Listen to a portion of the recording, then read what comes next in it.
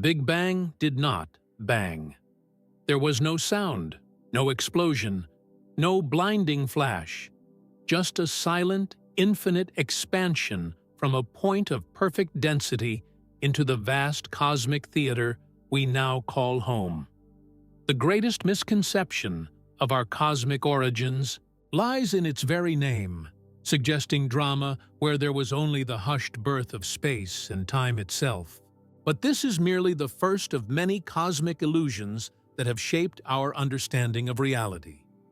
You live in a universe of ghosts, of phantoms and shadows, of whispers from beyond the veil of perception. Look up at the night sky. What do you see? Stars like distant campfires, galaxies like luminous pinwheels, the pale glow of planets catching our sun's persistent light. Your eyes, those biological marvels that have guided humanity since our earliest days, are showing you less than 5% of what actually exists. 5%. Imagine walking through your home with 95% of it shrouded in perfect darkness, making decisions based on the small fraction you can perceive. This is our cosmic predicament. Where is everything? The question that has haunted physicists for decades, whispered in university hallways, and scribbled on whiteboards in research facilities across the globe. The math doesn't add up. The galaxies spin too fast. The light bends too much. The cosmic web stretches too far. Something, or rather, almost everything, is missing from our cosmic senses. If you could strip away your limited perception, if you could see beyond the electromagnetic spectrum that our eyes have evolved to detect, you would witness a universe teeming with invisible forces and matter we cannot directly observe. Dark matter wrapped like a ghostly scaffold around the visible cosmos. Dark energy stretching the very fabric of space-time like an infinite, accelerating canvas. You are not just surrounded by the unknown. You are defined by it, held together by it, propelled through the cosmos by forces we can barely comprehend. The universe you think you know is a cosmic magic trick. A sleight of hand performed on the grandest scale imaginable. What we see is merely the magician's flourish, designed to distract from the real mechanics behind the curtain. The stars, planets, dust, and gas, all the matter that has ever been observed by every telescope, satellite, and human eye throughout history, amount to a cosmic rounding error when measured against the true contents of our universe. Consider this: if the entire cosmic inventory were represented by a $100 bill, the visible universe, the sum total of everything humanity has ever seen or detected directly, would be worth about $5. The remaining $95? Hidden in plain sight, felt but not seen, calculated but not observed. This is not just a gap in our knowledge, it is an abyss. There is an unsettling arrogance in how we once viewed our place in the cosmos. For most of human history, we believed ourselves to be at the center of creation, with celestial bodies rotating around our supposedly special planet. The Copernican revolution shattered this illusion, relegating Earth to just one planet among many, orbiting an ordinary star in an unremarkable corner of a vast galaxy. But perhaps even this humbling realization doesn't go far enough. What if our entire conception of the universe, built upon observations of matter like our own, is equally myopic? What if we've been studying cosmic shadows while the real play unfolds invisibly all around us? If you could rewind time, what would you see? A moment of creation, or something else entirely? Our current models suggest that approximately 13.8 billion years ago, everything we know emerged from a singularity, a point of infinite density and zero volume. But to say we understand this process would be the height of scientific hubris. We can trace cosmic history back to a fraction of a second after this theoretical beginning, but the moment of creation itself remains shrouded in quantum uncertainty and mathematical paradox. What came before? This question may be fundamentally meaningless, as time itself is thought to have emerged with the universe. There was no before in any sense we can comprehend. The human mind, evolved to track seasons and predict the movements of prey, recoils from such concepts. We are temporal, beings trying to understand the birth of temporality itself. It's like asking a character in a novel to comprehend the author who wrote them. The framework for understanding exists on a different level of reality. Close your eyes for a moment. Imagine absolute nothingness. Not darkness, not empty space. True, nothingness. You can't, can you? Every mental image you conjure still exists within a framework of space and dimension. This cognitive limitation hints at the fundamental challenge of understanding our cosmic origins. We are products of this universe, bound by its logic and structure. Stepping outside of it, even mentally, may be beyond our evolutionary capabilities. The darkness between stars is not empty. This is perhaps the most profound realization of modern cosmology. The vast, seemingly vacant expanses separating celestial bodies are teeming with invisible particles, waves of energy, and distortions in space-time itself. The void is not void at all.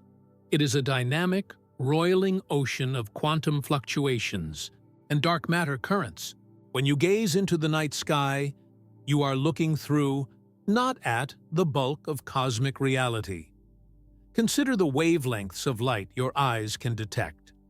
A narrow band in the vast electromagnetic spectrum spanning from radio waves to gamma rays. Even with our most sophisticated instruments, we capture only fragments of this spectrum. And light itself, in all its varied forms, interacts only with ordinary matter, the 5% we can actually detect. What instruments could possibly reveal the nature of dark matter, which barely interacts with the physical world as we know it? How do you observe something defined by its very inability to be observed directly? You are more intimately connected to the stars than to the dark matter flowing through you at this very moment. The carbon in your cells, the oxygen you breathe, the iron in your blood, these elements were forged in stellar furnaces and scattered through supernovae explosions billions of years ago.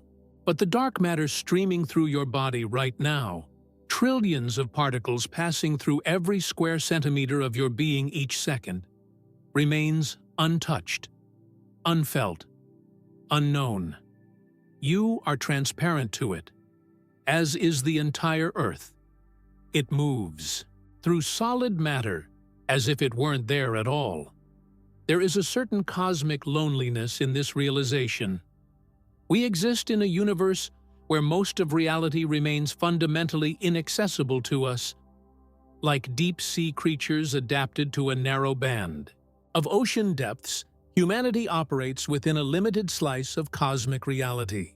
We build increasingly powerful telescopes and particle accelerators to extend our reach, but the true nature of 95% of the universe continues to elude us.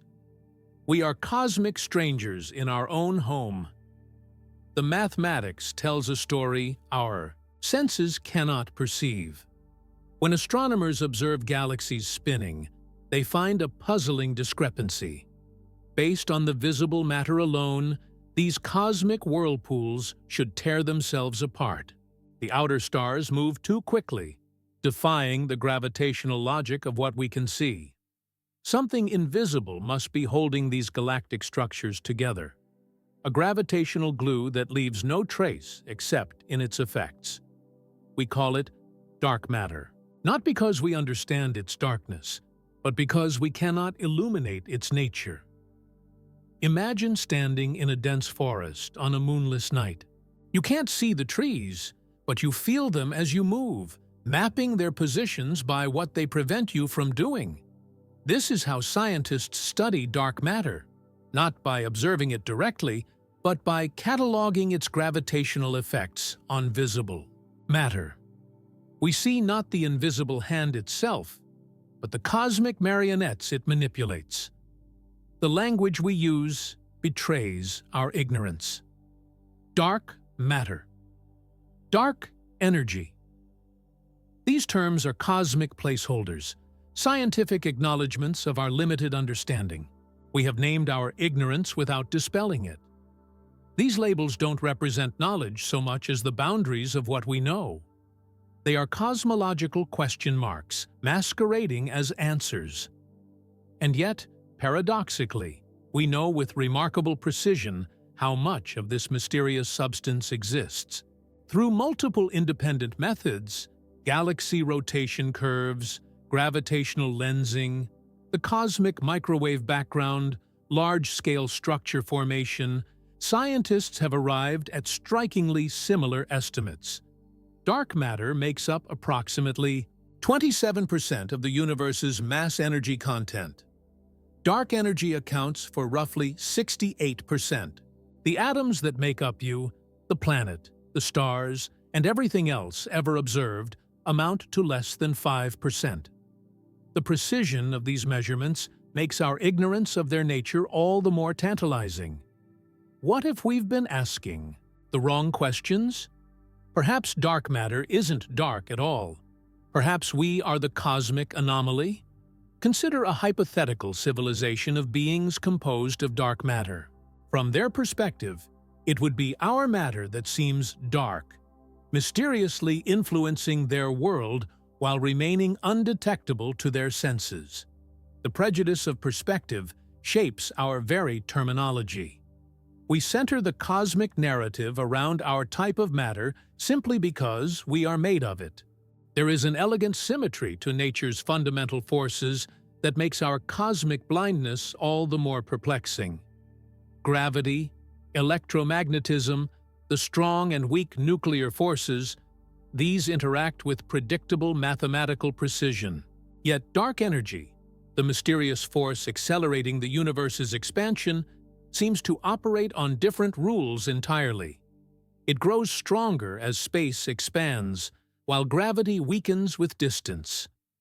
This cosmic tension, gravity pulling inward, dark energy pushing outward, orchestrates the grandest ballet in existence, determining nothing less than the ultimate fate of everything we know. You exist in a moment of perfect cosmic balance.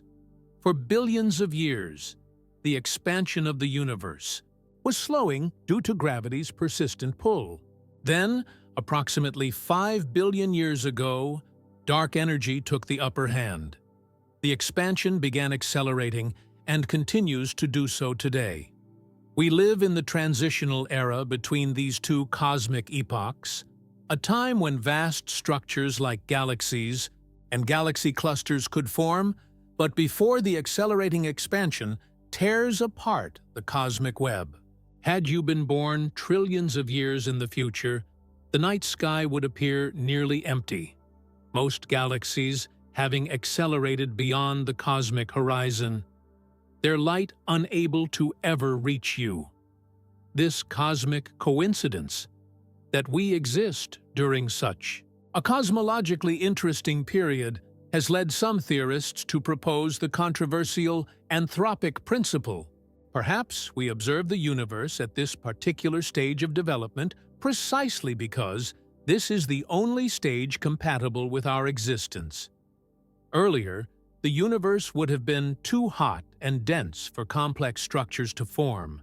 Later, too cold and diffuse for new stars to ignite. We see the universe we do because any intelligent observers would necessarily arise during conditions that allow for their evolution. If this principle holds true, our very existence becomes entangled with the cosmic parameters we observe.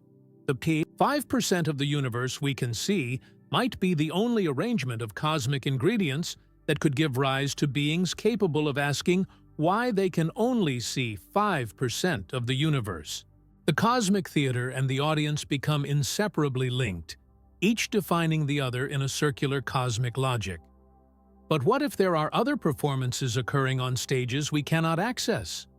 The multiverse hypothesis suggests our universe might be just one bubble in an infinite cosmic foam, each with its own physical laws and constants. Perhaps in some of these alternate realities, dark matter and dark energy don't exist at all. Or perhaps they dominate even more completely, with visible matter as a trace contaminant in an otherwise dark cosmos. We may be seeing 5% of just one universe in a possibly infinite ensemble. The quest to understand the invisible majority of our cosmos has driven some of the most ambitious scientific projects in human history. Deep beneath the mountains of Italy, massive tanks of liquid xenon wait for the infinitesimally rare interaction between a dark matter particle and an ordinary atom. In space, telescopes map the subtle distortions in light caused by unseen mass.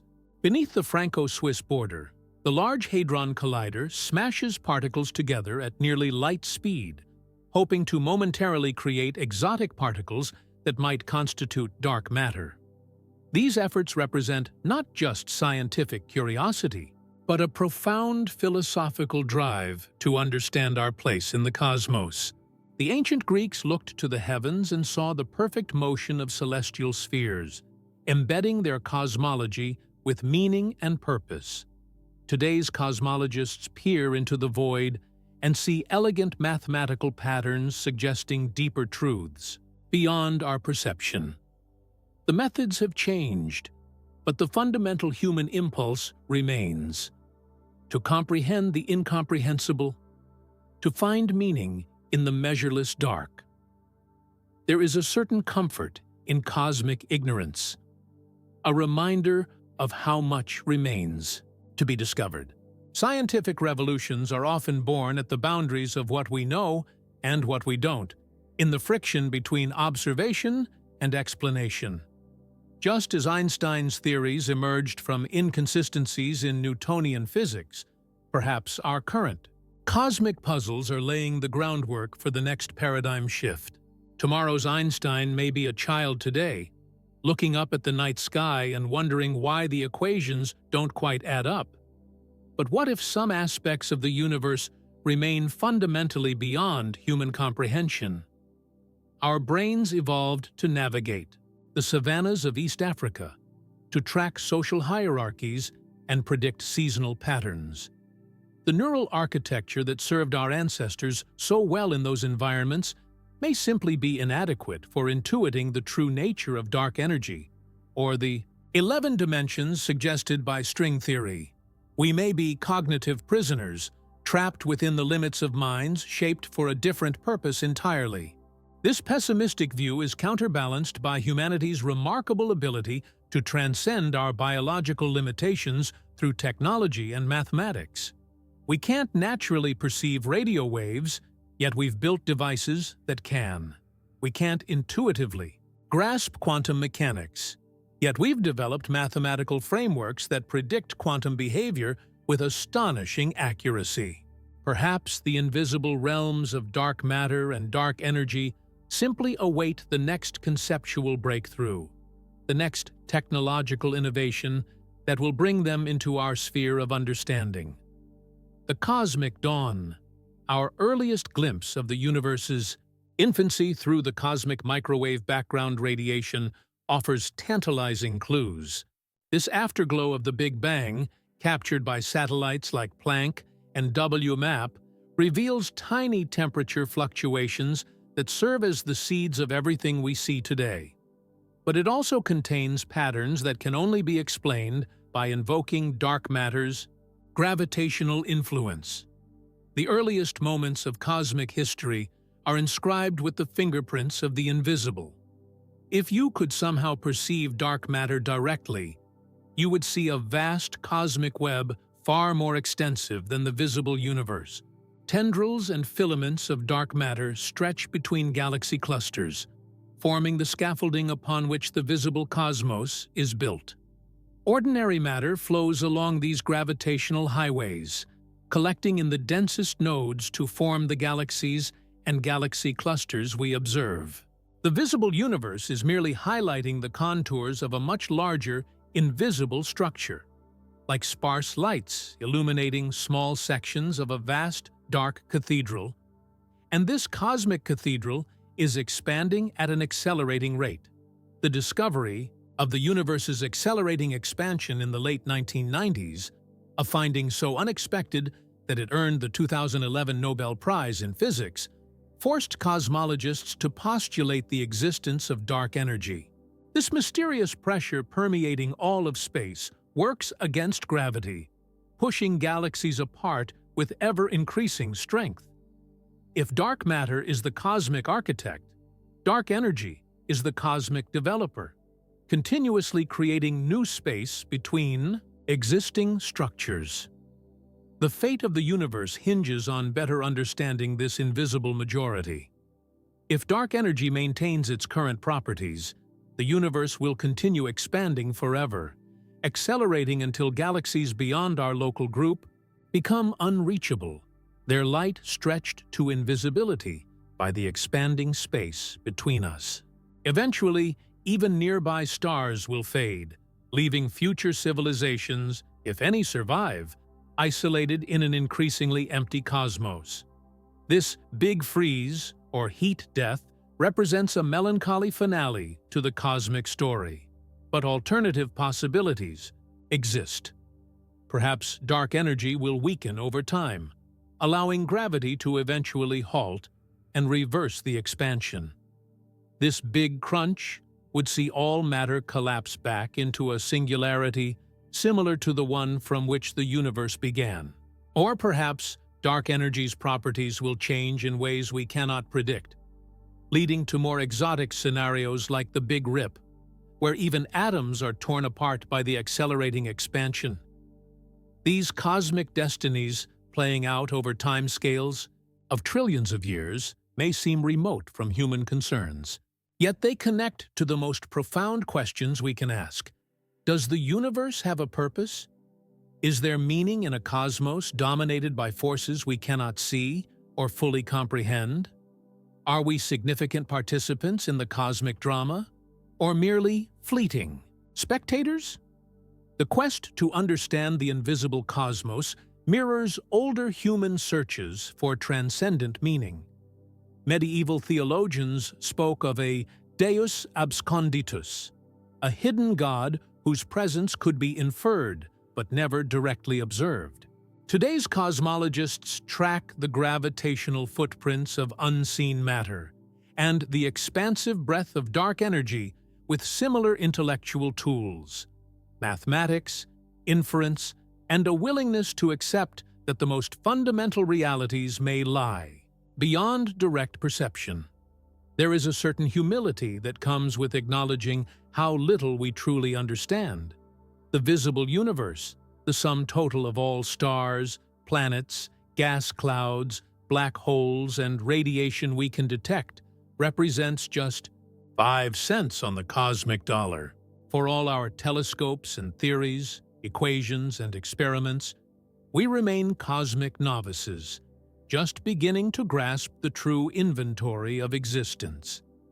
But this humility need not lead to despair.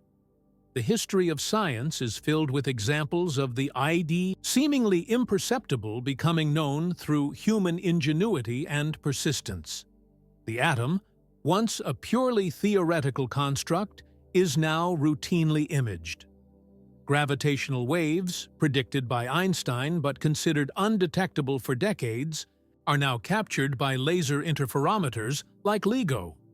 Perhaps dark matter and dark energy represent not the limits of human knowledge, but its frontier, the next territory awaiting illumination. What secrets might be encoded in the cosmic darkness? Could dark matter particles be the building blocks of parallel forms of life, completely undetectable to us except through their gravitational effects? Might dark energy contain the key to Technologies that could manipulate space-time itself? These questions may seem like science fiction, but the history of discovery suggests that today's speculative frontiers often become tomorrow's established science. The search for cosmic understanding transcends traditional boundaries between disciplines. Particle physicists probe the subatomic realm for exotic particles that might constitute dark matter. Astronomers map the large-scale structure of the universe, tracing the invisible scaffolding through its gravitational effects. Mathematicians develop models of higher dimensional reality that might explain dark energy's puzzling properties. Philosophers question whether our perceptual and cognitive limitations might forever constrain our understanding of the cosmos. This convergence of approaches reflects the magnitude of the challenge and the profound importance of the quest. You stand at a unique moment in cosmic history, the first generation of humans to recognize that most of the universe lies beyond our perceptual reach. Earlier civilizations created cosmologies based entirely on what they could see with the naked eye. We now know enough to understand how much we don't know. This paradoxical wisdom, a knowing ignorance, may be the most valuable cosmic insight of all. The universe does not reveal itself easily. Each layer of understanding peeled away reveals deeper mysteries beneath. Newton's universal gravitation gave way to Einstein's curved space-time, which now strains to incorporate dark energy's accelerating expansion. The elegant standard model of particle physics, so successful in categorizing the building blocks of visible matter, offers no clear place for dark matter particles. We stand not at the end of physics, but perhaps at its middle, or even still near its beginning. There is a profound patience required in cosmology, a willingness to pose questions that may not be answered within a human lifetime. The Webb Space Telescope, launched in 2021, was conceived and designed by scientists who knew they might not live to see its first images. The search for dark matter has spanned generations of researchers, each building upon the work of their predecessors. This scientific legacy, this willingness to plant trees under whose shade one may never sit, represents humanity at its most forward-thinking. What if the ultimate nature of 95% of the universe remains beyond human comprehension? This possibility need not diminish the value of the search. The history of science suggests that even failed theories generate valuable insights and technologies. The ether theory, though ultimately incorrect, laid groundwork for electromagnetic field theory. The pursuit of alchemy gave birth to modern chemistry. Our attempts to understand dark matter and dark energy, whatever their ultimate success, will undoubtedly enrich human knowledge in unexpected ways. The universe we perceive with our senses and instruments offers contradictory messages, both of our cosmic insignificance and our remarkable capacity for understanding. We are vanishingly small against the cosmic backdrop, our entire species confined to a pale blue dot orbiting an average star. Yet we have somehow evolved the capacity to detect the cosmic microwave background, to measure the universe's age, TADI to decimal precision, to recognize that 95% of reality lies beyond our direct perception. These achievements suggest something extraordinary about consciousness itself, its ability to transcend the scale and limitations of its physical substrate. In this tension between cosmic insignificance and intellectual transcendence lies, perhaps, the most profound mystery of all: how beings made of ordinary matter, constituting less than 5% of the cosmic inventory, develop the capacity to infer the existence of the other 95%. Our consciousness, built from the upvku, visible minority of cosmic ingredients, somehow reaches beyond its material origins to contemplate the invisible majority. This recursive loop, matter questioning matter about non-matter, hints at deeper connections between consciousness and cosmos than we currently understand. The frontiers of physics increasingly blur the line between observer and observed. Quantum mechanics suggests the act of measurement influences the reality being measured. Cosmological anthropic principles suggest a universe fine-tuned for observers like us. Information theory proposes that reality itself might be fundamentally informational, rather than material. These frameworks hint that consciousness may not be incidental to cosmic understanding, but integral to it, that the universe may require conscious observers to fully realize its potential states. What if dark matter and dark energy represent not just unknown substances or forces, but unknown modes of cosmic organization, aspects of reality that interact with conventional physics in limited ways, but follow their own complex rulebooks? Just as biology emerges from, but cannot be reduced to chemistry, and chemistry emerges from, but cannot be reduced to physics, perhaps these dark components represent emergent layers of cosmic reality with their own emergent principles. The quest to understand the invisible cosmos continues to inspire some of humanity's most ambitious scientific projects. The Euclid Space Telescope, launched to map dark matter distribution with unprecedented precision. The Dark Energy Spectroscopic Instrument, surveying millions of galaxies to track the universe's accelerating expansion. The dark matter detectors buried deep underground, shielded from cosmic rays that might obscure a genuine detection. Each represents a different approach to the same profound mystery, each a different window trying to glimpse what lies beyond our perceptual walls. There is something beautifully human in this persistence. Despite knowing that 95% of reality lies beyond our direct perception, we continue reaching into the dark, developing new mathematics, building new instruments, proposing new theories. Like children playing blind man's buff, we move carefully through a cosmos we largely cannot see, guided by the subtle clues it provides. A galaxy rotating too quickly, light bending around unseen mass, space expanding faster than gravity alone would allow.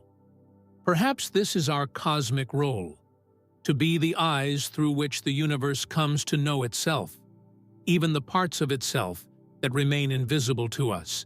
If consciousness emerged from cosmic evolution, if awareness blossomed from star-forged elements, then our quest to understand dark matter and dark energy represents the universe's own attempt to comprehend its full nature.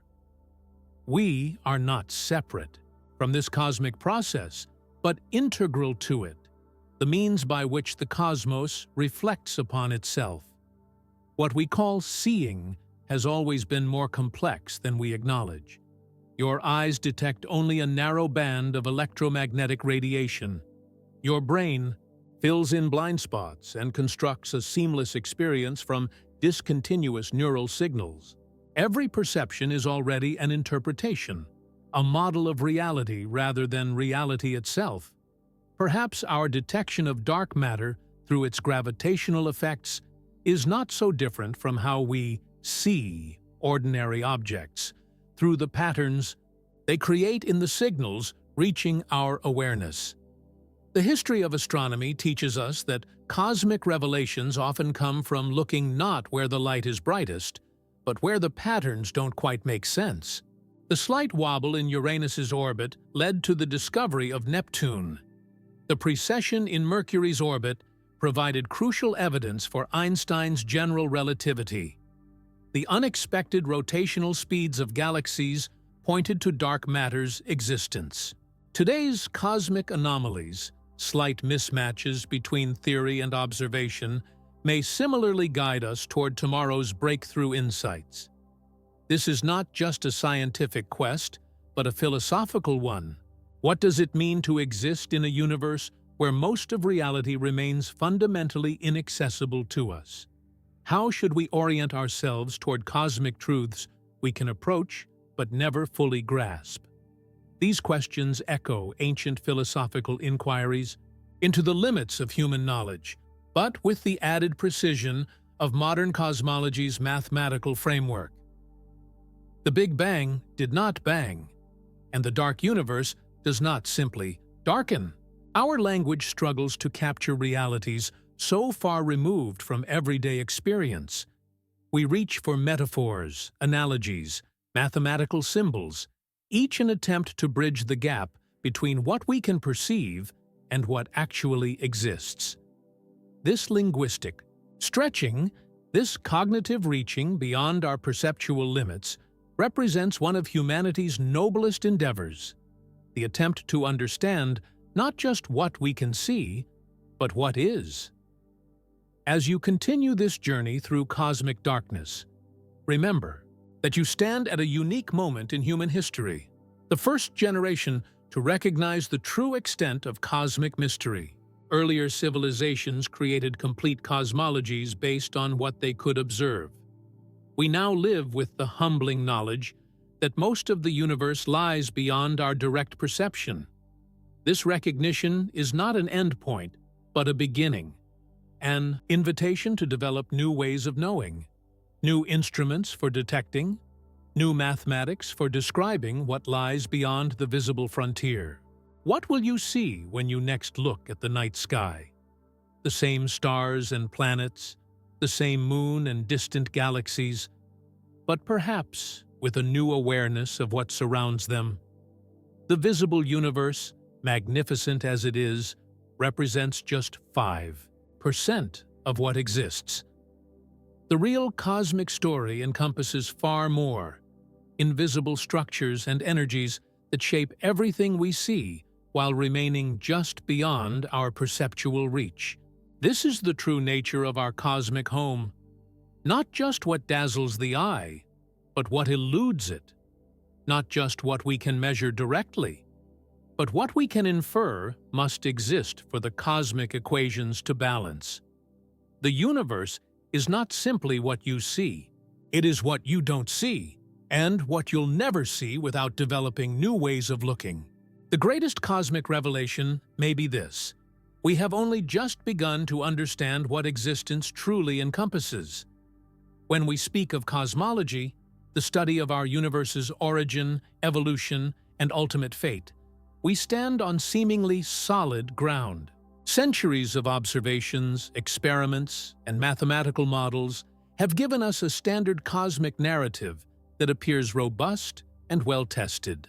We call it the Lambda CDM model, a universe dominated by dark energy, lambda, and cold dark matter, CDM, with ordinary matter playing a supporting role in a cosmic drama that began with the Big Bang and continues through an accelerating expansion. This is what we know, or rather, what we think we know. Let's begin with something seemingly straightforward: the matter that makes up your body, this planet, and every star in the night sky. Ordinary matter, or baryonic matter as physicists call it, consists of protons, neutrons, and electrons arranged into atoms and molecules. This is the stuff of chemistry textbooks, the building blocks of life, the material that humans have been studying since the ancient Greeks first proposed the concept of indivisible atoms. When you look at your hand, you're seeing baryonic matter. When telescopes capture the light from distant galaxies, they're detecting photons emitted by baryonic matter. It's tangible, measurable, and fundamentally understandable. Or is it? Deeper, we've probed into the subatomic realm. The stranger ordinary matter has become. Those seemingly solid protons and neutrons fracture into quarks, particles that cannot exist in isolation and that carry fractional electric charges. The elegant simplicity of Bohr's atomic model gives way to the probabilistic haze of quantum mechanics, where electrons don't orbit but exist as clouds of possibility. Even empty space isn't truly empty, but seethes with virtual particles that flicker in and out of existence, borrowing energy from the vacuum itself in a cosmic accounting trick permitted by Heisenberg's uncertainty principle. The foundation of what we considered known has shifted beneath our feet. The early universe wasn't just hot. It was a furnace where time itself was still learning to move. In the first infinitesimal fraction of a second after the Big Bang, temperatures reached values that defy human comprehension, over a septillion degrees Kelvin. At these temperatures, the fundamental forces that govern physics as we know it, gravity, electromagnetism, the strong and weak nuclear forces, were unified into a single superforce. The universe was simpler then, but wildly alien to our experience.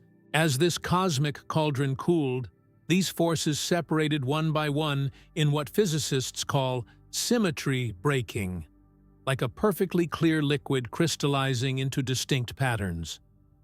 Imagine standing at the edge of a vast, pristine lake at dawn. The surface is perfectly still, reflecting the sky above in flawless symmetry. Then, a gentle breeze begins to blow, and the perfect mirror fragments into countless moving facets. This is what happened as the universe cooled. Perfect symmetries were broken, complexity emerged, and the physical laws we now recognize took shape. But just as you can't determine the lake's original perfect state by studying its rippled surface, we struggle to reconstruct the universe's earliest moments from its current condition. What we call the observable universe is not a region of space, but a region of space-time. When you look at the Andromeda Galaxy, you're seeing it as it was 2.5 million years ago, because that's how long its light has taken to reach us. When the Webb Space Telescope peers at galaxies 13 billion light-years away, it's observing the universe as it existed 13 billion years in the past. The cosmos we perceive is not just spatially vast, but temporally deep, a four-dimensional bubble centered on our present moment, extending both outward in space and backward in time. This bubble has a definite edge: the cosmic microwave background, radiation, the afterglow of the Big Bang itself. Beyond this boundary, the universe was opaque, a dense plasma through which light could not travel freely. This radiation reaches us from approximately 380,000 years after the Big Bang, creating a limit to what we can directly observe with electromagnetic waves. It's as if we're standing in the center of a spherical movie screen 46 billion light-years in radius, watching the cosmic story unfold around us, but unable to see beyond the screen to what lies outside. If the universe has no edge, then where does it begin? This apparent paradox stems from our limited ability to visualize curved space. Consider the surface of a sphere, finite yet unbounded. You can travel endlessly in any direction without ever reaching an edge. The early universe may have been like this in 3 dimensions, curved in upon itself so perfectly that there was no outside, no boundary, no edge from which it expanded. The Big Bang wasn't an explosion into pre-existing space, but the unfurling of space itself from a state of infinite density. But this comparison falls short, because a sphere's surface is 2-dimensional, while our universe appears to have 3 spatial dimensions. To truly understand cosmic curvature, we would need to visualize a 3-dimensional surface curving through a 4-dimensional space, a feat beyond our evolved perceptual abilities. Mathematics allows us to calculate with such concepts, but not to truly see them. We approach cosmic truth through equations, not images. The universe is expanding, but not into anything. This counterintuitive fact challenges our most basic intuitions about space. When cosmologists say the universe is expanding, they mean that the distance between any 2 distant galaxies is increasing over time. The fabric of space-time itself is stretching, carrying galaxies along with it like raisins in rising dough. But unlike dough, which expands into the surrounding kitchen, the universe isn't expanding into some pre-existing space. There is no outside into which it grows. Think of an infinite sheet of graph paper where, over time, the grid lines grow, farther apart. The sheet remains infinite. It's just that every point is moving away from every other point. This mental model helps conceptualize cosmic expansion, but it still doesn't fully capture the reality of a three-dimensional space expanding without an external reference frame. Our language and thought patterns evolved to describe limited, local experiences, strain when applied to the cosmos as a whole. Let's return to that tiny fraction, 5% of the universe that we can actually detect. Even this small slice of cosmic reality harbors profound mysteries. Consider the asymmetry between matter and antimatter.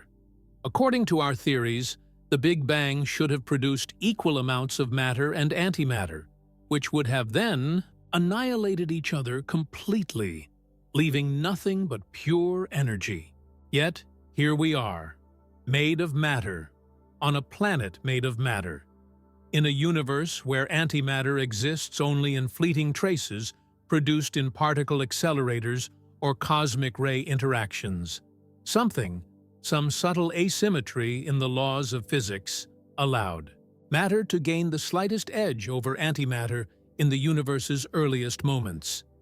For every billion antiparticles, there were 1,000,000,001 particles. When the inevitable annihilation occurred, that 1 in a billion surplus of matter particles survived to form everything we see today. Had this asymmetry been slightly different, the universe might contain nothing but radiation, or might be composed of antimatter instead of matter, indistinguishable from our own except for the arbitrary labels we assign. This knife-edge balance between existence and non-existence characterizes many aspects of our cosmos. The strength of the fundamental forces, the mass of elementary particles, the density of the early universe, all seem calibrated with impossible precision to allow complexity to emerge. Tweak any of these values slightly, and stars cannot form, or matter cannot coalesce, or the universe expands too quickly for structures to develop. We find ourselves living in what appears to be an extraordinarily fortunate universe, or perhaps one of countless universes with different properties, most of which could never harbor conscious beings to marvel at their existence.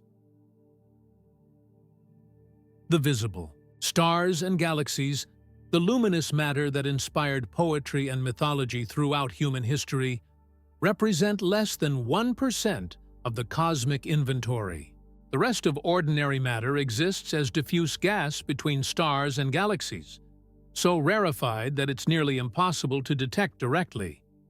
The intergalactic medium, vast clouds of hydrogen and helium stretching between galaxy clusters, contains more baryonic matter than all stars combined, yet remains largely invisible except where it's heated to millions of degrees and emits X-rays, or where it absorbs light from more distant sources.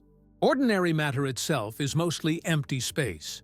If the nucleus of a hydrogen atom were the size of a marble, its electron would orbit nearly a kilometer away. The matter that seems solid to our touch consists almost entirely of empty vacuum, with particles held in relationship by electromagnetic forces. When you press your hand against a table, you're not experiencing the collision of solid objects, but the repulsion between electron clouds. Force fields, rather than physical contact. The apparent solidity of matter is yet another cosmic illusion. Stars, those cosmic furnaces that forge the elements necessary for life, follow life cycles as predictable as they are spectacular. A star like our Sun converts hydrogen to helium through nuclear fusion, releasing the energy that warms our planet. Larger stars progress through additional fusion cycles, creating heavier elements up to iron. The most massive stars end their lives in supernova explosions, momentarily outshining entire galaxies and seeding space with elements heavier than iron, including the gold in your jewelry and the calcium in your bones. We are, quite literally, made of stardust. But here's where the cosmic narrative takes an unexpected turn. When astronomers calculate the gravitational force needed to hold galaxies together based on their visible matter, the numbers don't add up. Stars orbit the galactic center at speeds that should tear them free from the galaxy's gravitational embrace. Galaxy clusters should disperse over time, yet they remain cohesive structures over billions of years. The visible universe doesn't contain enough matter to explain its own behavior. Vera Rubin, an astronomer working in the 1970s, provided the most compelling evidence for this discrepancy by meticulously tracking the rotational speeds of stars at different distances from the centers of spiral galaxies. According to Newtonian gravity, stars farther from the center should orbit more slowly than those closer in, just as outer planets in our solar system orbit the Sun more slowly than inner ones. What Rubin found instead were flat rotation curves, stars, at all distances from the galactic center orbiting at roughly the same speed, defying gravitational expectations. The implications were profound. Either our understanding of gravity itself was fundamentally flawed, or galaxies contained vast amounts of matter that emitted no light and exerted no influence except through its gravitational pull. Most physicists and astronomers favored the second explanation, which led to the modern concept of dark matter, an invisible substance distributed in a spherical halo around galaxies, extending far beyond their visible boundaries. Imagine a city at night, seen from above. The streetlights and illuminated buildings reveal the city's structure, its grid of roads, its downtown core, its residential districts. But these lights don't show the true extent of the city's influence. People live in dark houses between the lighted streets. Agricultural fields and watersheds crucial to the city's survival sprawl beyond its visible boundaries. Similarly, a galaxy's visible structure, its spiral arms glittering with stars, reveals only a fraction of its true extent and mass. The evidence for dark matter extends beyond galaxy rotation curves. When light from distant quasars passes near massive galaxy clusters, it bends around them in patterns suggesting far more mass than the visible galaxies contain. Computer simulations of cosmic evolution only match the observed large-scale structure of the universe when dark matter is included in the calculations. The pattern of temperature fluctuations in the cosmic microwave background radiation, the afterglow of the Big Bang, bears the imprint of dark matter's gravitational influence in the early universe. Yet, despite this constellation of evidence pointing to dark matter's existence, we still don't know what it actually is. The leading candidates are WIMPs, weakly interacting massive particles, theoretical particles that interact with ordinary matter almost exclusively through gravity, with perhaps occasional weak nuclear force interactions. These particles would have been produced in the hot early universe and would have cooled and spread out as the cosmos expanded, forming the gravitational scaffolding upon which ordinary matter later congregated. Another possibility is axions, hypothetical. Light particles originally proposed to solve an unrelated problem in particle physics involving the strong nuclear force. These particles would have been created non-thermally in the early universe and could potentially comprise dark matter, though their properties differ significantly from WIMPs. Both theories remain unconfirmed, with ongoing experiments designed to detect the rare interactions these particles might have with ordinary matter. More exotic explanations abound. Perhaps dark matter consists of primordial black holes formed in the universe's earliest moments.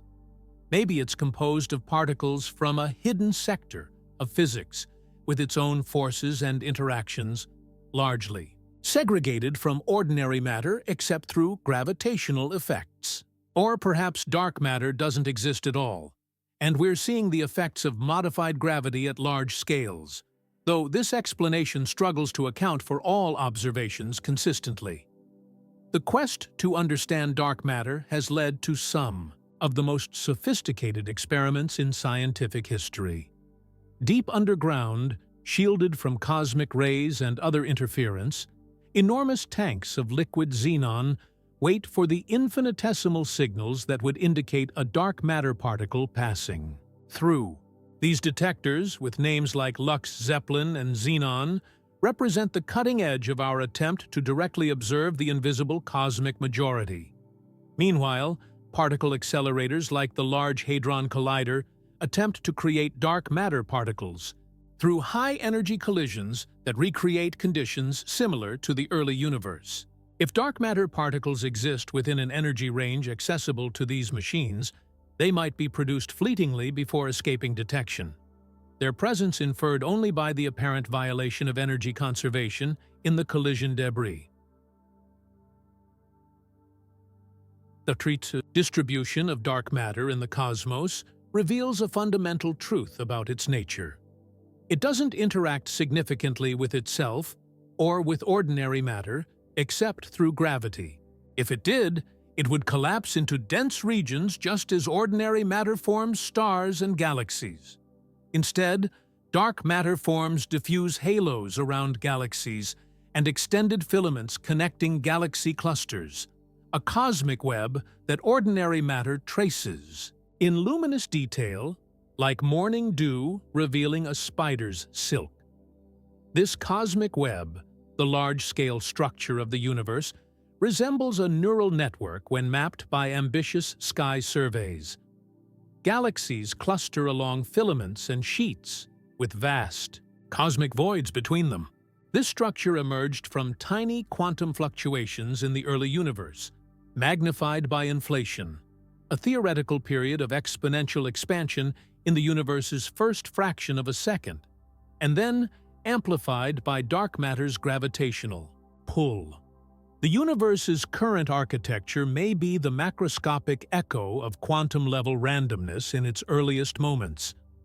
If dark matter represents a profound puzzle in modern cosmology, dark energy presents an even deeper mystery. In the late 1990s, two independent teams of astronomers set out to measure the rate at which the universe's expansion was slowing down. Using Type Ia supernovae as standard candles, explosions with known intrinsic brightness that allows their distance to be calculated. These scientists expected to quantify how gravity was gradually winning its battle against the initial outward momentum of the Big Bang. What they found instead defied all expectations. The universe's expansion wasn't slowing at all. It was accelerating. Something was overcoming gravity's attractive force and pushing galaxies apart at an ever-increasing rate. This mysterious repulsive force, dubbed dark energy, now appears to dominate the energy budget of the universe, comprising roughly 68% of everything that exists. The simplest explanation for dark energy is Einstein's cosmological constant, a property of space itself that causes it to expand. In this model, every cubic meter of empty space contains a small but fixed amount of energy that drives cosmic acceleration. As the universe expands, creating more empty space, the total dark energy increases, causing the expansion to accelerate further. This creates a feedback loop that, if it continues, will eventually drive all galaxies beyond our local group, beyond our cosmic horizon, their light stretched to invisibility by the expanding space between us. But the cosmological constant explanation has its own profound problems. Quantum field theory, our best framework for understanding the subatomic world, predicts a vacuum energy density for empty space that's 120 orders of magnitude larger than what we observe. This has been called the worst theoretical prediction in the history of physics. Either our quantum theories are profoundly incomplete, or some unknown mechanism almost perfectly cancels out this enormous vacuum energy, leaving just the tiny residual we measure as dark energy. Alternative models propose a dynamic field permeating space, sometimes called quintessence, whose energy density changes over time. Unlike the cosmological constant, quintessence could potentially weaken or even reverse in the future, allowing gravity to eventually halt and reverse the cosmic expansion. Or perhaps what we're observing isn't new energy at all, but a breakdown of general relativity at cosmic scales, though such modified gravity theories struggle to account for all observations without introducing equally problematic complications. The discovery of dark energy didn't just revolutionize our understanding of cosmic expansion, it transformed our conception of the universe's ultimate fate. Before this discovery, cosmologists envisioned three possible scenarios: a closed universe with enough matter to eventually halt and reverse the expansion, leading to a big crunch; an open universe with too little matter to halt the expansion, leading to eternal dispersal; or a perfectly flat universe balanced on the knife edge between these outcomes, expanding ever more slowly, but never quite stopping. Dark energy introduced a fourth possibility, now considered most likely: acceleration without end. In this scenario, the universe doesn't just expand forever, it expands at an ever-increasing rate. Galaxies recede from each other faster and faster, eventually surpassing the speed of light relative to one another, though always moving through space at subluminal velocities. After trillions of years, even nearby galaxies would disappear beyond our cosmic horizon, their light unable to reach us against the tide of expanding space. If this scenario plays out, future civilizations, should any survive the death of their parent stars, would observe a nearly empty universe. The cosmic microwave background would be stretched to undetectability. All galaxies except those in our immediate vicinity would have accelerated beyond the cosmic horizon. The evidence that led to our current cosmological understanding, the expanding universe, the cosmic web, the afterglow of the Big Bang, would be erased by the very process those observations revealed. Is our era, when the universe's history and fate are still legible in the night sky, a rare window of opportunity for cosmic understanding? Perhaps the most profound implication of our current cosmological model is this: the universe as we know. It may be temporary, not just in the sense that stars will eventually burn out and galaxies disperse, but in the deeper sense that the physical laws governing reality might themselves evolve over cosmic timescales. If dark energy is a dynamic field rather than a constant property of space, if cosmic acceleration is a phase rather than a permanent condition, then the future universe might behave according to principles we cannot currently anticipate. Consider how dramatically our understanding has evolved just in the past century. In the 1920s, astronomers still debated whether the Milky Way constituted the entire universe. The concept of the Big Bang emerged in the 1930s, but wasn't widely accepted until the discovery of the cosmic microwave background in 1964. Dark matter was proposed in the 1930s but only became mainstream in the 1980s. Dark energy wasn't discovered until 1998. Each of these revolutions transformed our cosmic narrative. What fundamental aspects of reality might still await discovery? The standard model of cosmology, lambda CDM, successfully explains a wide range of observations with remarkable mathematical precision. The temperature fluctuations in the cosmic microwave background, the large-scale distribution of galaxies, the abundance of light elements produced in the Big Bang, the accelerating expansion, all are accurately described by this framework. And yet, the fundamental nature of its two main components, dark matter and dark energy, remains profoundly mysterious. We have built a cathedral of theory upon foundations we barely comprehend. This scientific tension between the mathematical precision of our models and the conceptual darkness at their core recalls previous moments in the history of physics. In the late 19th century, the elegant edifice of Newtonian mechanics was undermined by anomalies like the precession of Mercury's orbit and the null result of the Michelson-Morley experiment. These discrepancies, seemingly minor against the overwhelming success of classical physics, eventually led to the revolutions of relativity and quantum mechanics. Today's cosmological puzzles may herald a similar paradigm shift. What if dark matter and dark energy aren't separate phenomena but manifestations of a single underlying principle? Several theories propose unifying these cosmic mysteries, suggesting, for instance, that both might emerge from the same quantum field under different conditions, or that both represent previously undetected consequences of gravity's behavior at extreme scales. Such unification would echo previous achievements in physics, like Maxwell's unification of electricity and magnetism, or the electroweak unification in particle physics. At the boundary between known and unknown, between the visible 5% and the dark 95%, science approaches philosophy. What does it mean to believe in entities that cannot be directly detected? How do we distinguish between competing explanations when all match the available evidence? When does a useful mathematical description become a true representation of reality? These epistemological questions haunt modern cosmology, much as they have troubled science throughout its history.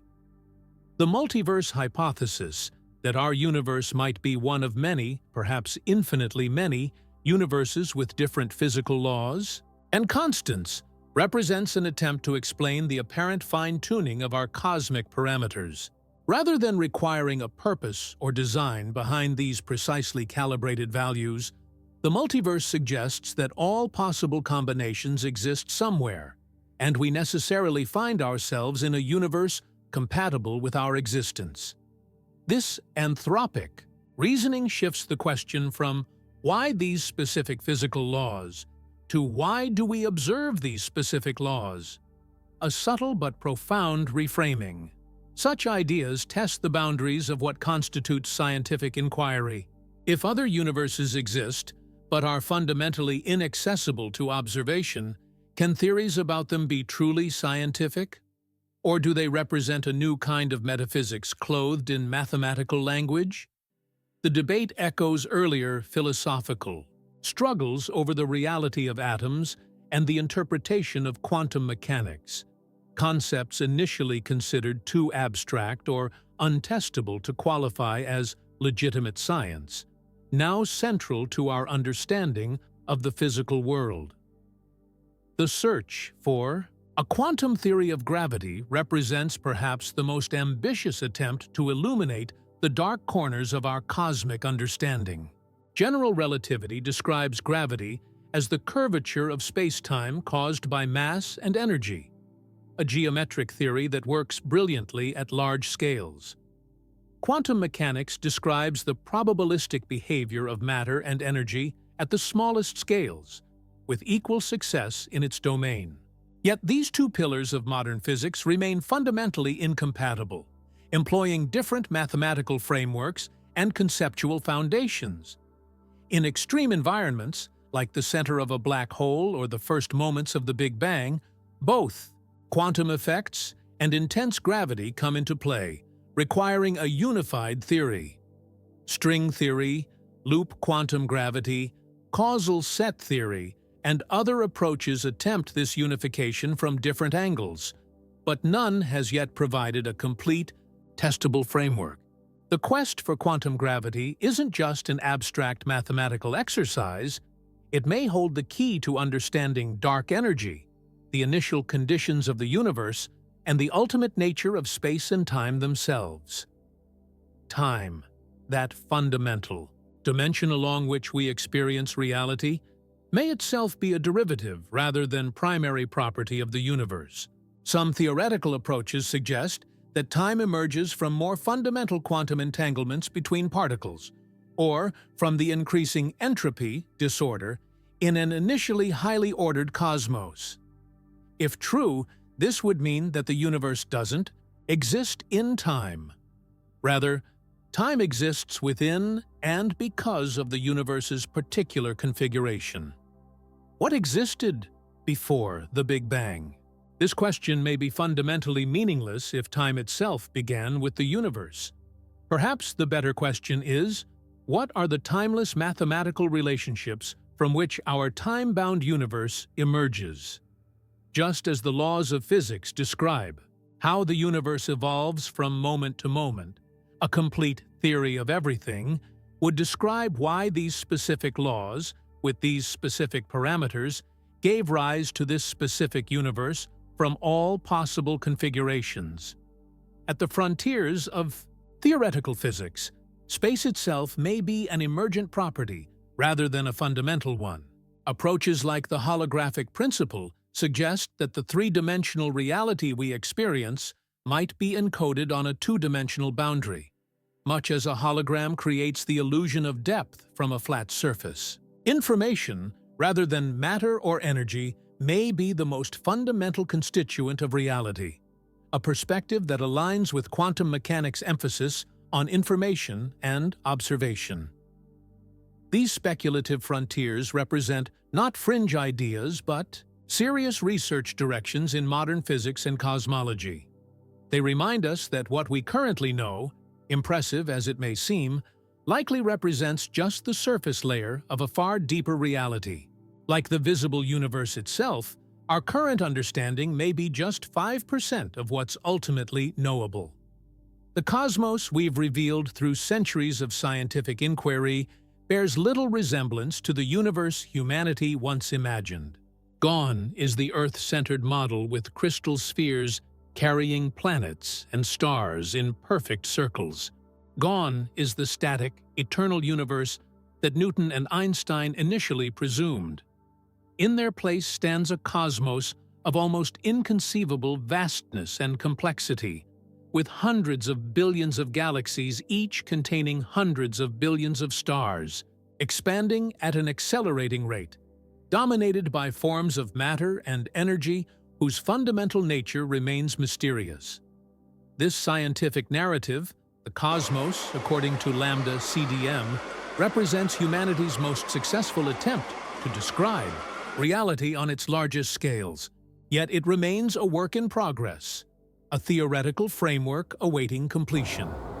The visible 5% of the universe is understood with remarkable precision. The dark 95% remains one of the greatest intellectual frontiers in human history. We have mapped the cosmic territory but not yet understood its essence. What if we've been asking the wrong questions? Perhaps our focus on what dark matter and dark energy are has distracted us from more fundamental inquiries into the nature of space, time, and information.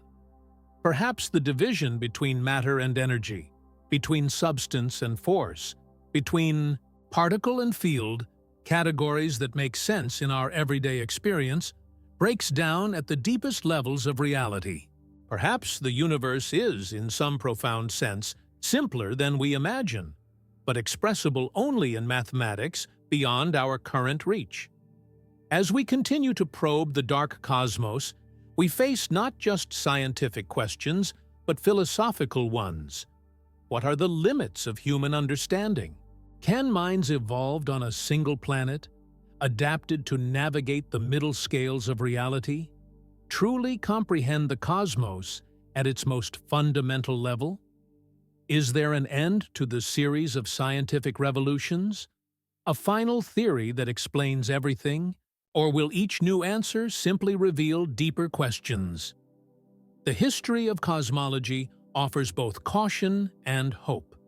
Caution, because every era has believed its understanding of the universe to be nearly complete, only to discover new layers of complexity. Hope, because human ingenuity has repeatedly transcended the limitations of our immediate perception, developing tools and theories that extend our reach far beyond what evolution equipped us to perceive.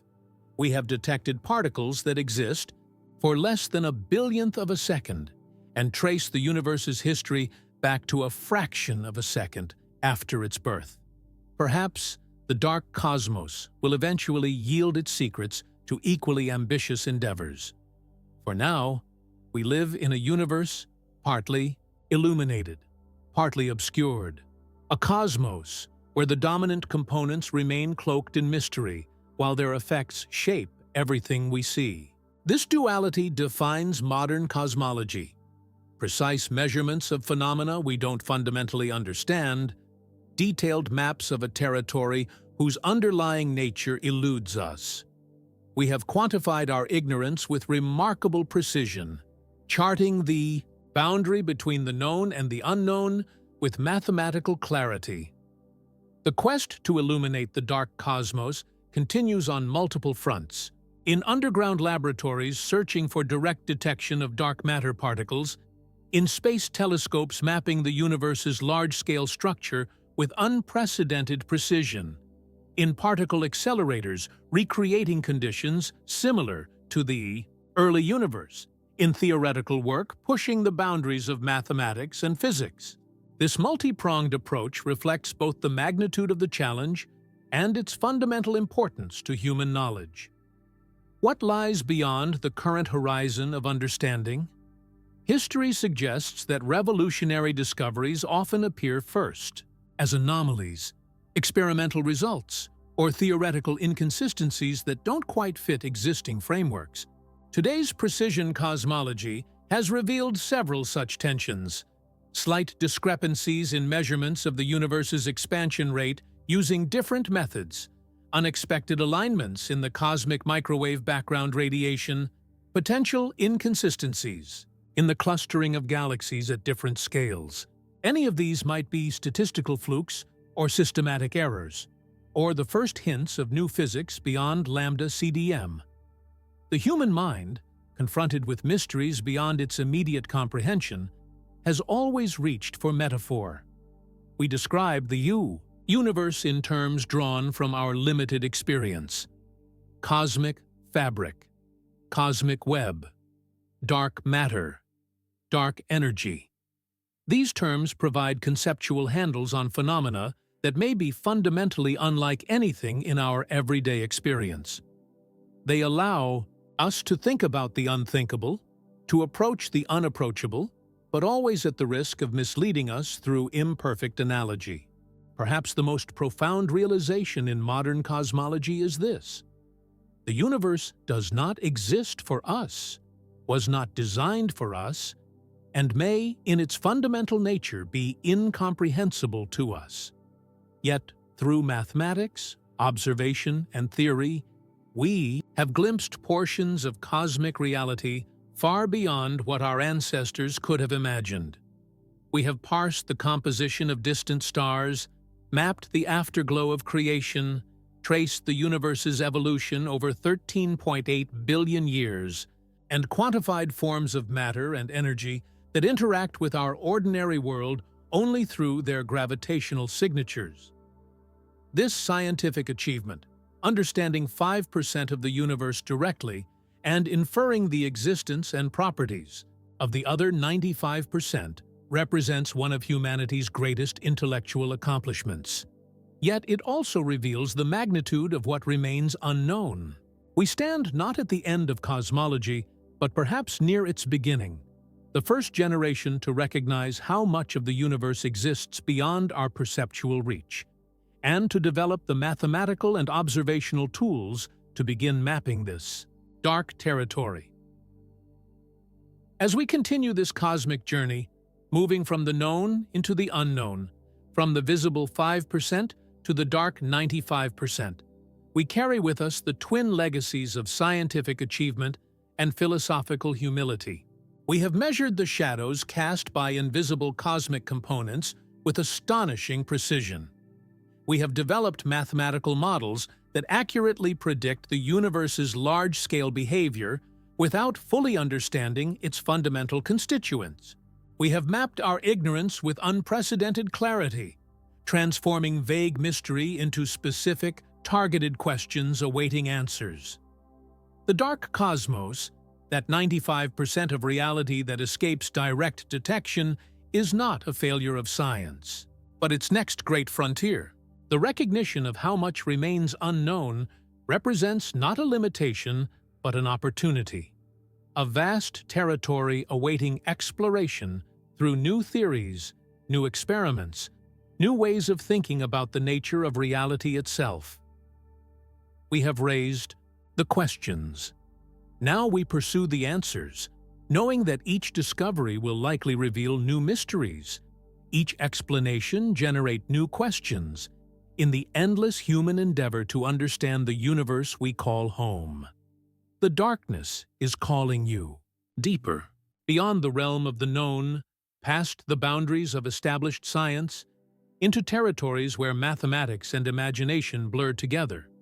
This is the realm where the remaining 95% of our universe might finally reveal itself. Not in the comfortable language of everyday experience, but in the abstract poetry of theoretical physics. We're about to venture into scientific theories so radical they might reshape your conception of reality itself. Imagine standing on the shore of cosmic knowledge. Behind you lies the solid ground of well-established science, theories tested and confirmed through rigorous experiment. Ahead stretches the vast ocean of the unknown, dark, mysterious, beckoning. The waves that crash against this shore bring tantalizing clues from the deep. Anomalous astronomical observations, mathematical inconsistencies, theoretical puzzles that refuse neat solutions. To understand the invisible majority of our universe, we must push off from this shore and navigate these waters, following the currents of evidence and mathematics wherever they lead. Let's begin with a deceptively simple question. What happens at the center of a black hole? These cosmic leviathans, formed when massive stars collapse under their own gravity, represent the most extreme environments we know of in the current universe. At their boundaries, the event horizons from which not even light can escape, the laws of physics as we understand them still hold. But as we approach the center, where matter is crushed to infinite density at a point called the singularity, our theories break down completely. General relativity, Einstein's geometric theory of gravity, predicts these singularities, points where space and time themselves cease to exist in any meaningful sense. But a theory that predicts its own failure is clearly incomplete. The mathematical infinities that appear in our equations don't represent physical reality, but the limitations of our understanding. Something else must happen at the core of a black hole. Something beyond Einstein's mathematics. Something that requires a deeper theory incorporating quantum effects at extreme gravitational scales. This isn't merely an academic puzzle. If our universe began in a state of extreme density and energy, conditions similar to those at the center of a black hole, then understanding what happens at singularities might illuminate the very origin of our cosmos. The Big Bang Theory, for all its empirical support, contains this same mathematical pathology. A beginning point where density becomes infinite and physics breaks down. Did the universe truly begin at such a singularity, or does a more complete theory reveal a different picture of cosmic origins? One candidate for this deeper understanding comes from loop quantum gravity, a theoretical framework that attempts to describe space and time themselves as fundamentally quantized, built from discrete units rather than the continuous fabric, envisioned by Einstein. In this picture, there are no true singularities, because space itself cannot be compressed beyond a certain minimum scale. The density at a black hole's center remains finite, albeit unimaginably high. Applied to the Big Bang, this approach suggests a big bounce rather than a true beginning. Our universe might have contracted from a previous phase, reached a maximum density, and then expanded again. Imagine reality as a film reel, where time is not flowing, but every moment already exists. This block universe perspective, suggested by Einstein's relativity, sees past, present, and future as equally real, with our consciousness simply moving along this reel, illuminating one frame at a time. If true, This view profoundly alters how we think about cosmic evolution. The universe doesn't happen, it simply is, a four-dimensional structure extending through both space and time, with the Big Bang as one boundary and the far future as another. But quantum mechanics, our other pillar of fundamental physics, suggests a different picture. The quantum world seems inherently probabilistic, with definite states emerging only through measurement or interaction. Applied to cosmology, this hints at a universe that isn't predetermined but constantly branching into multiple possibilities.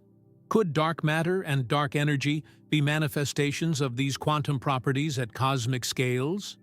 Might the invisible majority of our universe relate to quantum fluctuations or fields that interact with ordinary matter only through gravity?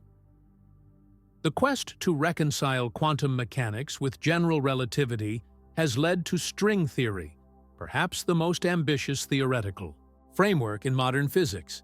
String theory proposes that the fundamental constituents of reality aren't point-like particles, but tiny vibrating strings, whose different vibration patterns manifest as different particles. This seemingly simple premise requires a universe, with additional spatial dimensions beyond the three we experience, dimensions curled up so tightly that they remain invisible to our observations. In some versions of string theory, reality contains exactly 11 dimensions. The three extended spatial dimensions we move through, one dimension of time, and 7 additional dimensions compactified to subatomic scales. These extra dimensions aren't just mathematical abstractions, but physical realities that could potentially explain aspects of the dark cosmos.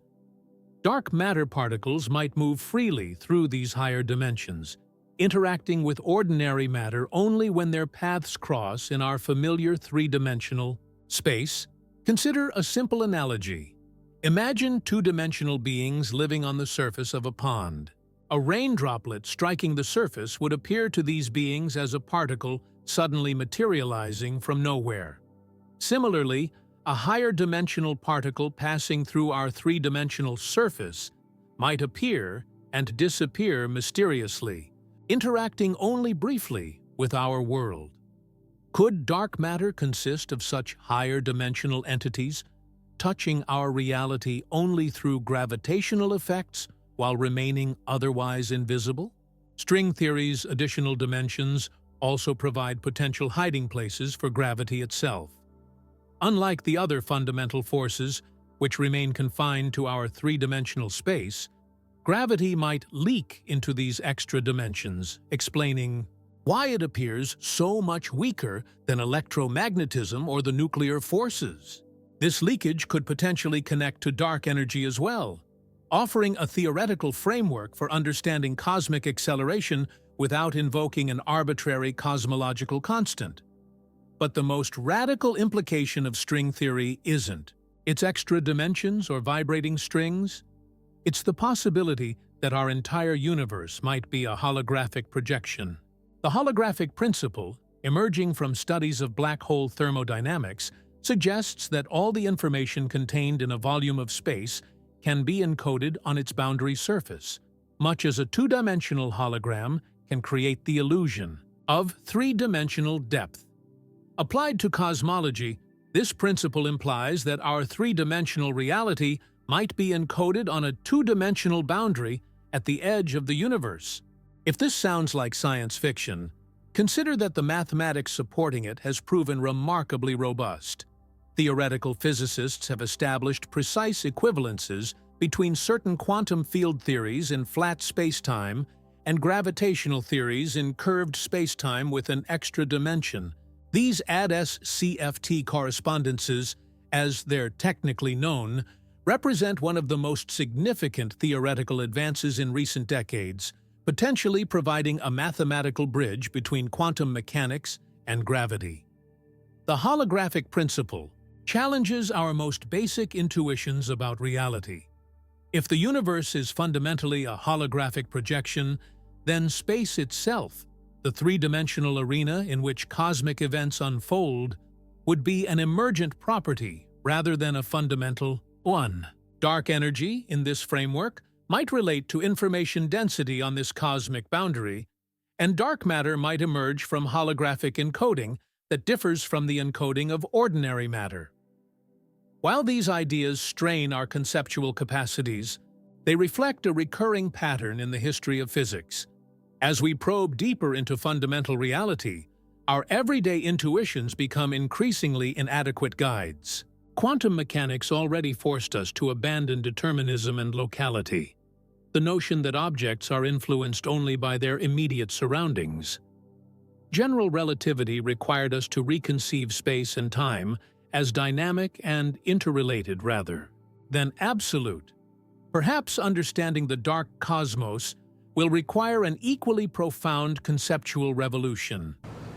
Another theoretical approach gaining attention is the simulation hypothesis, the proposition that our entire reality, including the laws of physics themselves, might be a sophisticated computational simulation created by an advanced civilization. While this might seem like pure speculation, it follows logically from three premises: that creating simulated realities is technologically possible, that an advanced civilization would have the resources and motivation to create many such simulations, and that simulated beings would have no way to distinguish their reality from a true one. If we inhabit a simulation, many cosmic puzzles take on a different character. Dark matter and dark energy might simply be aspects of the computational architecture underlying reality, the equivalent of coding shortcuts or optimization techniques invisible to the simulated beings but necessary for the program to run efficiently. The apparent fine-tuning of physical constants for life becomes less mysterious if our reality was deliberately designed with beings like us in mind. However, the simulation hypothesis faces a fundamental challenge. It doesn't solve the cosmic mystery so much as push it back one level. If our universe is simulated, what about the higher reality in which the simulation runs? Does that universe also contain dark components? What are its fundamental laws? The hypothesis might change the framing of our questions without providing ultimate answers. A more testable approach comes from modified gravity theories, which propose that our understanding of gravitational laws themselves might be incomplete. Rather than postulating invisible matter and energy, these theories suggest that gravity behaves differently at galactic and cosmic scales than it does in the solar system, where our most precise tests have been performed.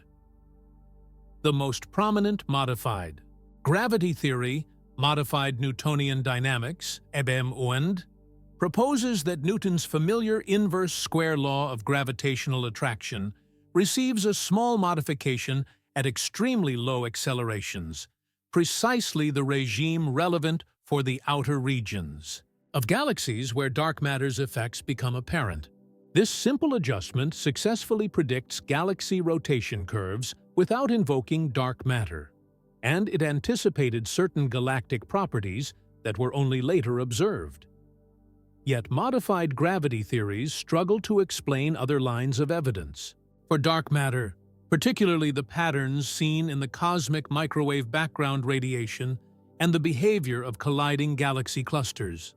The bullet cluster, for instance, shows a clear separation between where most of the visible mass resides, in hot gas, and where the gravitational lensing indicates the total mass is concentrated. A smoking gun for dark matter that's difficult to accommodate in modified gravity frameworks without additional assumptions. This tension exemplifies a broader pattern in modern cosmology. Evidence that seems to clearly support one conclusion when viewed from a certain angle often appears ambiguous or even contradictory when examined from another perspective. The cosmos presents us not with a single coherent narrative, but with multiple strands of evidence that we struggle to weave together into a comprehensive theory. Let's shift our gaze to one of the most revolutionary possibilities in modern cosmology, the multiverse hypothesis. This framework proposes that our universe, the entire observable cosmos, stretching 46 billion light-years in all directions, might be just one bubble in an infinitely vast and diverse cosmic foam. Each bubble universe would have its own physical laws, fundamental constants, and initial conditions, collectively realizing every mathematically possible configuration of reality. The multiverse isn't a single theory, but a family of related concepts, emerging from different theoretical approaches. Inflationary cosmology suggests that the exponential expansion that occurred in our universe's first fraction of a second continues eternally in other regions, spawning new bubble universes with potentially different properties. String theory's landscape of possible vacuum states, each corresponding to a different universe with unique physical laws, provides a theoretical foundation for this diversity. Quantum mechanics, interpreted through the many worlds lens, suggests reality continuously branches into parallel versions encompassing all possible outcomes of quantum events. What might these other universes look like? Some might differ only slightly from our own, perhaps with a slightly stronger electromagnetic force or a slightly weaker gravity. Others might be radically alien, with different numbers of spatial dimensions, different fundamental particles, or different types of forces. Some might be hospitable to life forms we could recognize. Others might be barren or filled with forms of complexity utterly unlike anything in our cosmos. If the multiverse exists, it transforms how we think about the apparent fine-tuning of our own universe. The physical constants governing our reality, the strength of gravity, the mass of the electron, the energy density of the vacuum, appear calibrated with incredible precision to allow complexity and, eventually, life to emerge. Change any of these values slightly, and stars couldn't form, or atoms couldn't exist, or the universe would collapse or disperse too quickly for anything interesting to happen. This fine-tuning has traditionally invited two interpretations. Either the universe was deliberately designed with conscious beings in mind, a theological or teleological position. Or there must be some deeper principle that necessarily produces exactly these values, a principle not yet discovered. The multiverse offers a third possibility.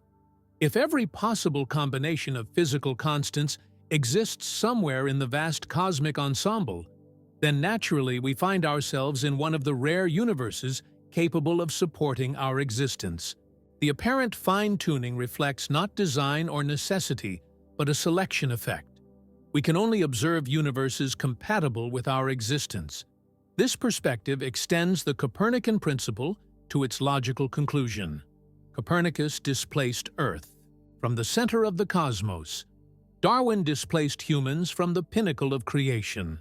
The multiverse displaces our entire universe from any claim to uniqueness or centrality. In this grandest of shifts, even the physical laws we've discovered would be revealed as local bylaws rather than universal principles, applicable to our cosmic neighborhood, but not to the multiverse as a whole. The dark cosmos, the 95% comprising dark matter and dark energy, might take on entirely different characteristics in other bubble universes. Perhaps some universes contain only dark components, with no ordinary matter at all. Others might be dominated by forms of energy we can't even conceptualize, given the limitations of our physics. Our capacity to envision these alternatives is constrained by our evolutionary and cultural history, our mathematics, our language, tools, developed to understand one particular universe with one particular set of properties. But is the multiverse scientifically testable, or does it remain purely speculative? Cosmologists have proposed several potential lines of evidence that might support or challenge multiverse theories. If our universe has collided with others in the past, these cosmic bruises might leave detectable patterns in the cosmic microwave. Background radiation. Certain statistical features of our cosmos might be more naturally explained as consequences of a multiverse than as unique occurrences.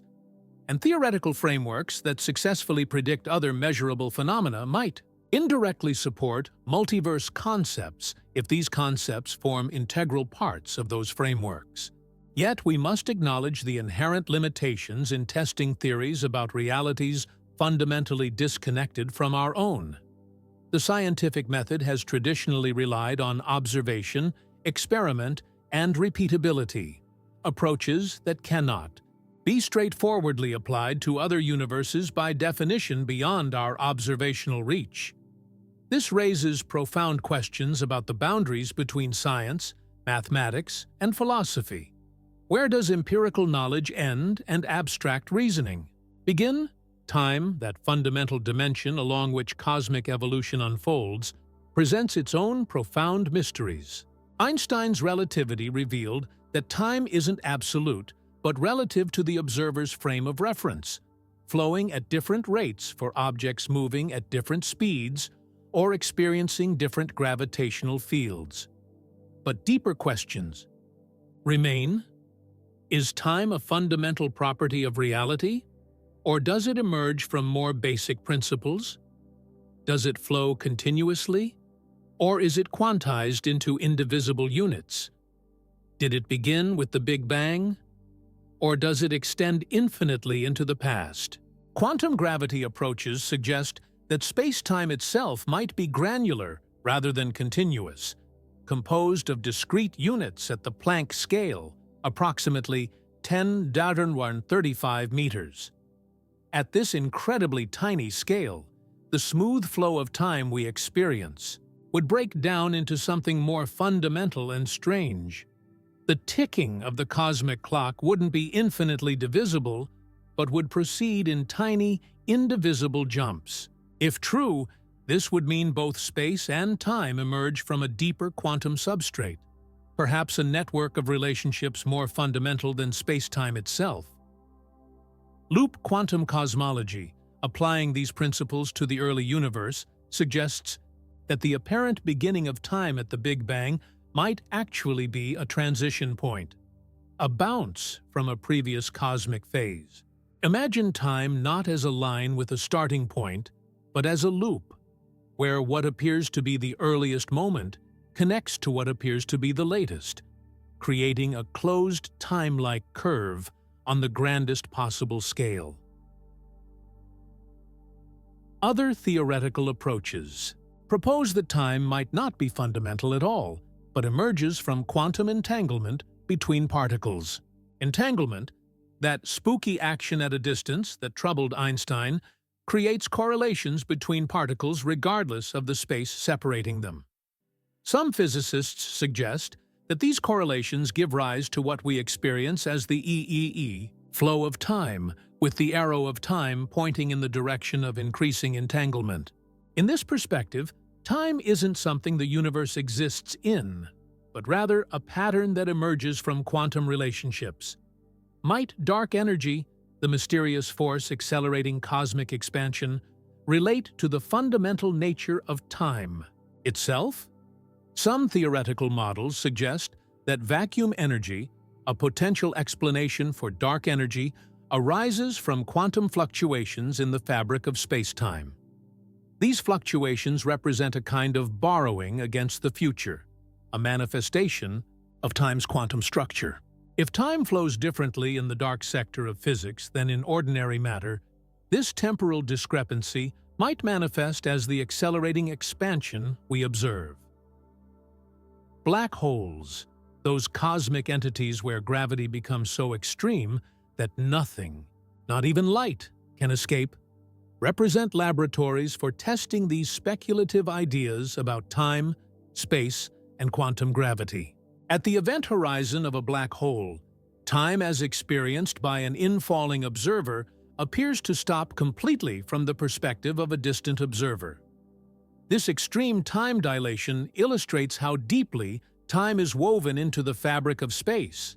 The two cannot be separated in regions of intense gravity.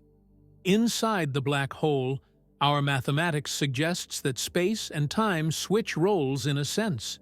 What was a spatial direction toward the center becomes time-like, inexorably carrying anything within the event horizon toward the singularity, just as time in our ordinary experience inexorably carries us toward the future. Perhaps the dark cosmos bears some relationship to this inversion of space and time, operating according to principles that appear to violate our usual causal relationships, because its fundamental temporal structure differs from what we experience. The information paradox, the apparent contradiction between quantum mechanics, which forbids information loss, and black hole thermodynamics, which suggests information falling into black holes is lost forever, further illuminates these deep connections. Stephen Hawking's later work suggested that information isn't truly lost but encoded on the event horizon, potentially retrievable in principle, though scrambled beyond practical recognition. This encoding might involve quantum gravity effects that connect to the fundamental nature of both dark matter and dark energy. Consider the possibility that dark matter isn't made of particles at all, but represents a different form of energy entirely, perhaps gravitational waves or another field not yet discovered. Gravitational waves, ripples in space-time predicted by Einstein and directly detected for the first time in 2015, carry energy and momentum just as electromagnetic waves do. Could a background of primordial gravitational waves, generated in the universe's earliest moments, constitute some portion of the dark matter we infer through its gravitational effects? This possibility connects to another speculative frontier, the pre-Big Bang era. If our universe didn't begin with the Big Bang but emerged from some prior state, perhaps the collapse of a previous cosmic cycle, or a quantum fluctuation in a pre-existing framework, or a branching from another universe, then relics from this earlier phase might persist in the form of dark components that operate according to slightly different physical principles than ordinary matter. String theory's concept of brains, multidimensional, membranes that might represent entire universes existing parallel to our own, offers another framework for understanding dark components. Our universe might reside on one such brain, with gravity able to propagate between brains while other forces remain confined to their home brains. In this brain world scenario, dark matter could consist of ordinary matter on another brain, visible to us only through its gravitational effects reaching across the higher dimensional bulk separating the brains. Or, perhaps, dark matter represents a shadow universe with its own complex structure, shadow galaxies, shadow stars, even shadow life, composed of particles that interact with their own forces but notice our matter only through gravity, just as we notice them only through the same force. This mirror symmetry would explain why dark matter maps so closely to the structures of visible matter in some ways while diverging in others. Each influences the other gravitationally, but their internal evolutions follow different rules. The possibility of shadow life, biological or technological entities composed of dark matter rather than ordinary matter, stretches our definition of life to its conceptual limits. Such beings would perceive a universe dominated by their form of matter, with our galaxies appearing as ghostly, partial structures in their cosmology. Their science would face the same challenge ours does, accounting for the gravitational effects of invisible material that refuses to interact through any other force. Our scientific puzzles would be mirrored in theirs, both civilizations trying to make sense of an incomplete picture. This mutual blindness, ordinary matter and dark matter, each invisible to the other except through gravity, raises profound questions about the nature of evidence and observation. Our entire scientific methodology presumes that reality is, in principle, observable, that with sufficient ingenuity and technology, any aspect of the natural world can be measured and studied. Dark matter challenges this assumption, suggesting domains of reality that might remain permanently beyond our observational reach. despite their physical reality and causal influence on our world. What if the true picture is even stranger? Quantum field theory, the mathematical framework uniting quantum mechanics with special relativity, suggests that what we perceive as empty space is actually a seething quantum vacuum filled with virtual particles that flicker in and out of existence too quickly to be directly observed. These vacuum fluctuations have measurable effects, like the Casimir force between closely spaced metal plates. Perhaps dark energy represents a particular aspect of these vacuum fluctuations, a constant background pressure emerging from the quantum nature of empty space itself. But the calculated energy density of the quantum vacuum exceeds the observed value of dark energy by 120 orders of magnitude, a discrepancy that has been called the worst prediction in physics. This spectacular mismatch suggests either that our quantum field theories are profoundly incomplete, or that some unknown mechanism almost perfectly cancels the vacuum energy, leaving just the tiny residual we measure as dark energy. Neither option seems entirely satisfactory from a theoretical perspective. The anthropic principle offers one potential resolution to this crisis. If the multiverse contains regions with different values of vacuum energy, then life can only arise in the vanishingly rare regions where this value falls within an extremely narrow habitable range. Too much positive vacuum energy would drive cosmic expansion so rapidly that galaxies couldn't form. Too much negative vacuum energy would cause the universe to recollapse almost immediately. We observe the value we do because any significantly different value would preclude our existence as observers. This reasoning, that what we observe is constrained by our existence as observers, appears circular at first glance, but it represents a legitimate selection effect in a sufficiently diverse multiverse. To use an analogy, fish living in water might marvel at how perfectly their environment's properties suit their biology, unaware that their biology evolved specifically to function in that environment, and that the vast majority of the universe consists of airless space where they couldn't possibly exist to make such observations. The anthropic principle connects to another speculative frontier in modern physics, the possibility that consciousness itself might play a fundamental role in determining the nature of reality.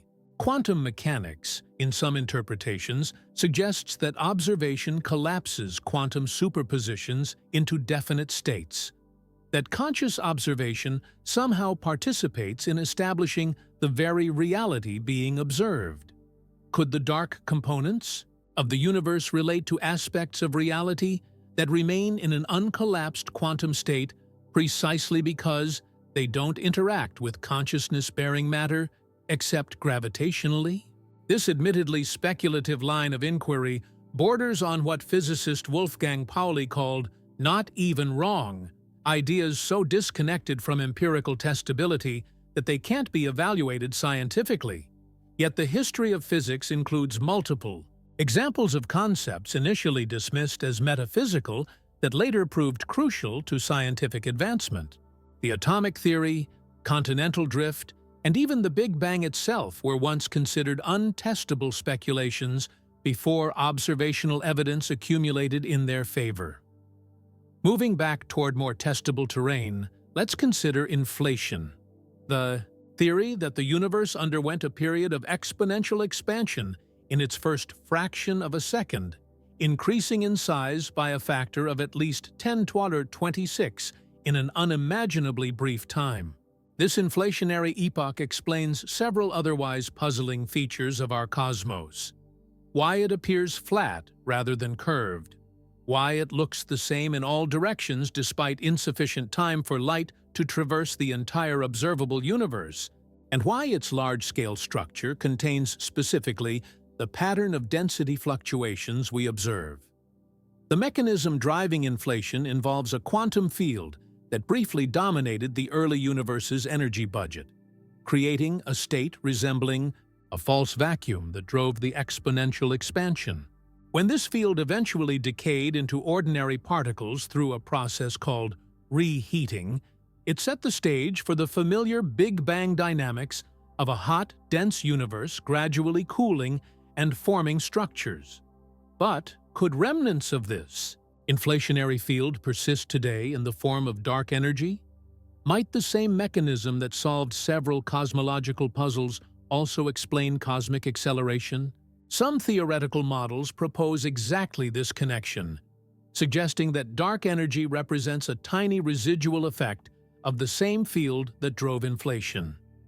This would elegantly unify the universe's earliest and latest phases, both dominated by mysterious energy driving accelerated expansion, though at vastly different rates. The extreme difference in expansion rates would reflect how the inflationary field has evolved over the universe's history, transitioning from an extremely high energy state to an extremely low energy one while retaining its fundamental nature.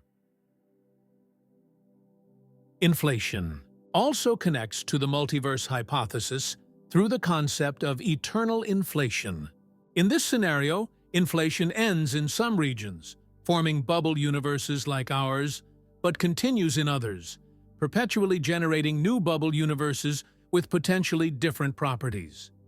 The space between these bubbles would continue inflating forever, with the entire structure resembling a fractal foam of universes within a ever-expanding inflationary background. If eternal inflation occurs, it raises profound questions about probability and prediction in cosmology. In an infinite multiverse containing infinite instances of every possible configuration, what does it mean to say that one outcome is more likely than another? The measure problem, how to define probability in an infinite context, remains one of the most challenging conceptual issues in multiverse theories. Various approaches have been proposed, from anthropic reasoning to quantum probability to novel mathematical frameworks, but no consensus has emerged. This uncertainty reflects a deeper issue. Our theories have reached a scale and complexity where traditional scientific methodology struggles to provide definitive answers. When our best mathematical models suggest realities so far removed from everyday experience, infinite multiverses, higher dimensions, quantum space-time, how do we connect these abstract possibilities to concrete observations? When multiple, theoretical frameworks explain the same data equally well, how do we choose between them? Some philosophers of science suggest we should prefer theories that make successful novel predictions, accurately anticipating observations not yet made when the theory was formulated, over those that merely accommodate existing data. Others emphasize theoretical virtues like simplicity, coherence, and explanatory power. Still others argue that when direct empirical tests are impossible, we should focus on indirect evidence and theoretical consistency with well-established principles. These methodological questions bear directly on how we approach the dark cosmos. Do we posit new particles like WIMPs or axions to explain dark matter? Or do we modify gravity itself? Do we accept the cosmological constant as the simplest explanation for dark energy, despite its theoretical problems, or explore more exotic alternatives?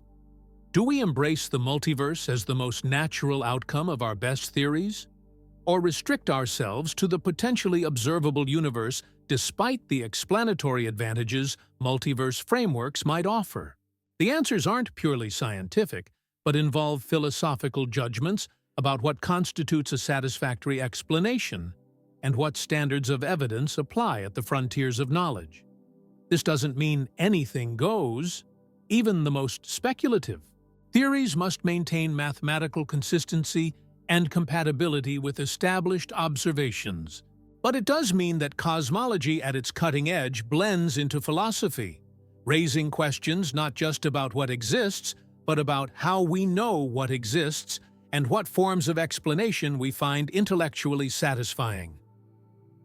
Let's consider yet another radical possibility, that dark matter and dark energy aren't separate phenomena, but manifestations of a single underlying principle. Several unified frameworks have been proposed, suggesting that both cosmic mysteries might emerge from the same fundamental field or mechanism operating under different conditions or at different scales. One such approach involves dark fluids, or quintessence models, where a single exotic substance mimics dark matter's clustering effects on galactic scales while producing dark energy's repulsive effects on cosmic scales. These models face significant observational challenges but represent an appealing theoretical possibility: that the apparent division between dark matter and dark energy reflects our limited understanding rather than a fundamental distinction in nature. Another unification approach comes through modified gravity theories that attempt to account for both dark phenomena by adjusting the equations of general relativity. Theories like MOG, modified gravity, or TIVAS, tensor vector scalar gravity, introduce additional fields that couple to ordinary matter in ways that reproduce dark matter's effects at galactic scales while generating accelerating expansion at cosmic scales. While these theories haven't yet gained broad acceptance, they illustrate how fundamentally rethinking gravity might offer a more elegant solution than postulating two separate dark components. The history of physics offers precedent for such unifications. What once appeared as distinct natural phenomena, electricity and magnetism, were revealed by Maxwell's equations to be aspects of a single electromagnetic field. Special relativity later showed that electric and magnetic fields transform into each other depending on the observer's reference frame, further emphasizing their fundamental unity. Might dark matter and dark energy similarly represent aspects of a unified field that appears differently depending on the context of observation? This possibility connects to a broader philosophical question in physics. Do our theoretical categories reflect nature's inherent structure, or are they human impositions shaped by our perceptual and cognitive limitations? We divide the cosmos into matter and energy, particles and fields, space and time. But these distinctions might be artifacts of our particular evolutionary history and cognitive architecture rather than fundamental features of reality. Quantum field theory already blurs these distinctions in profound ways. What we perceive as particles are, in this framework, actually excitations in underlying fields that permeate all of space-time. The distinction between something and nothing dissolves as empty space reveals itself as a complex state of quantum fields in their lowest energy configurations. The boundary between matter and force becomes arbitrary when both are described as interacting fields in a unified mathematical language. Might dark matter and dark energy represent aspects of reality that don't fit neatly into our traditional conceptual categories, neither quite matter nor quite energy in the familiar sense, but something our language and thought patterns aren't equipped to directly capture?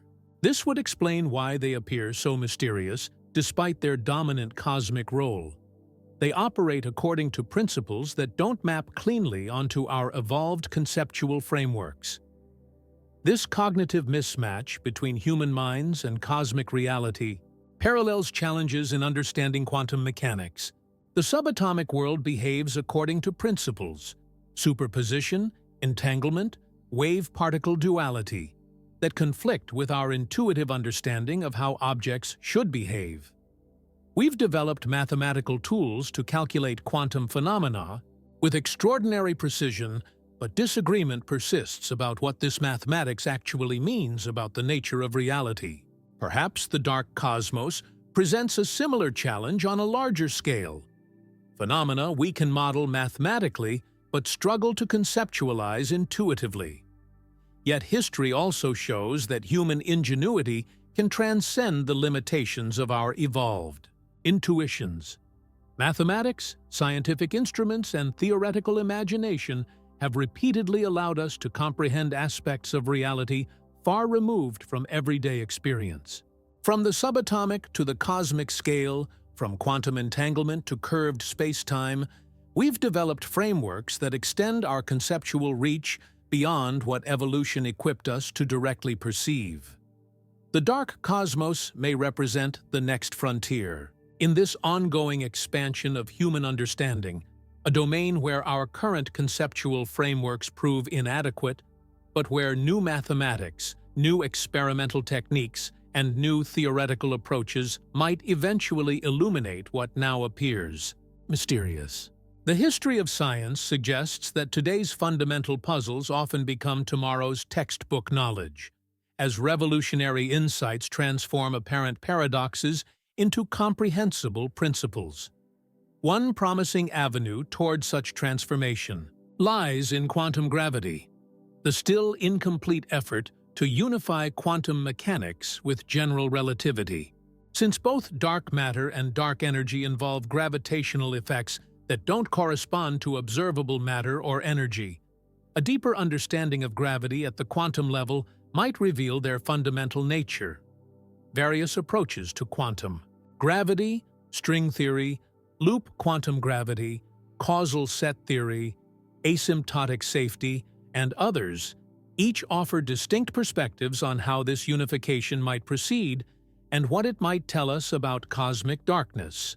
String theory, as we've discussed, proposes that the fundamental constituents of reality are tiny vibrating strings with different vibration patterns corresponding to different particles.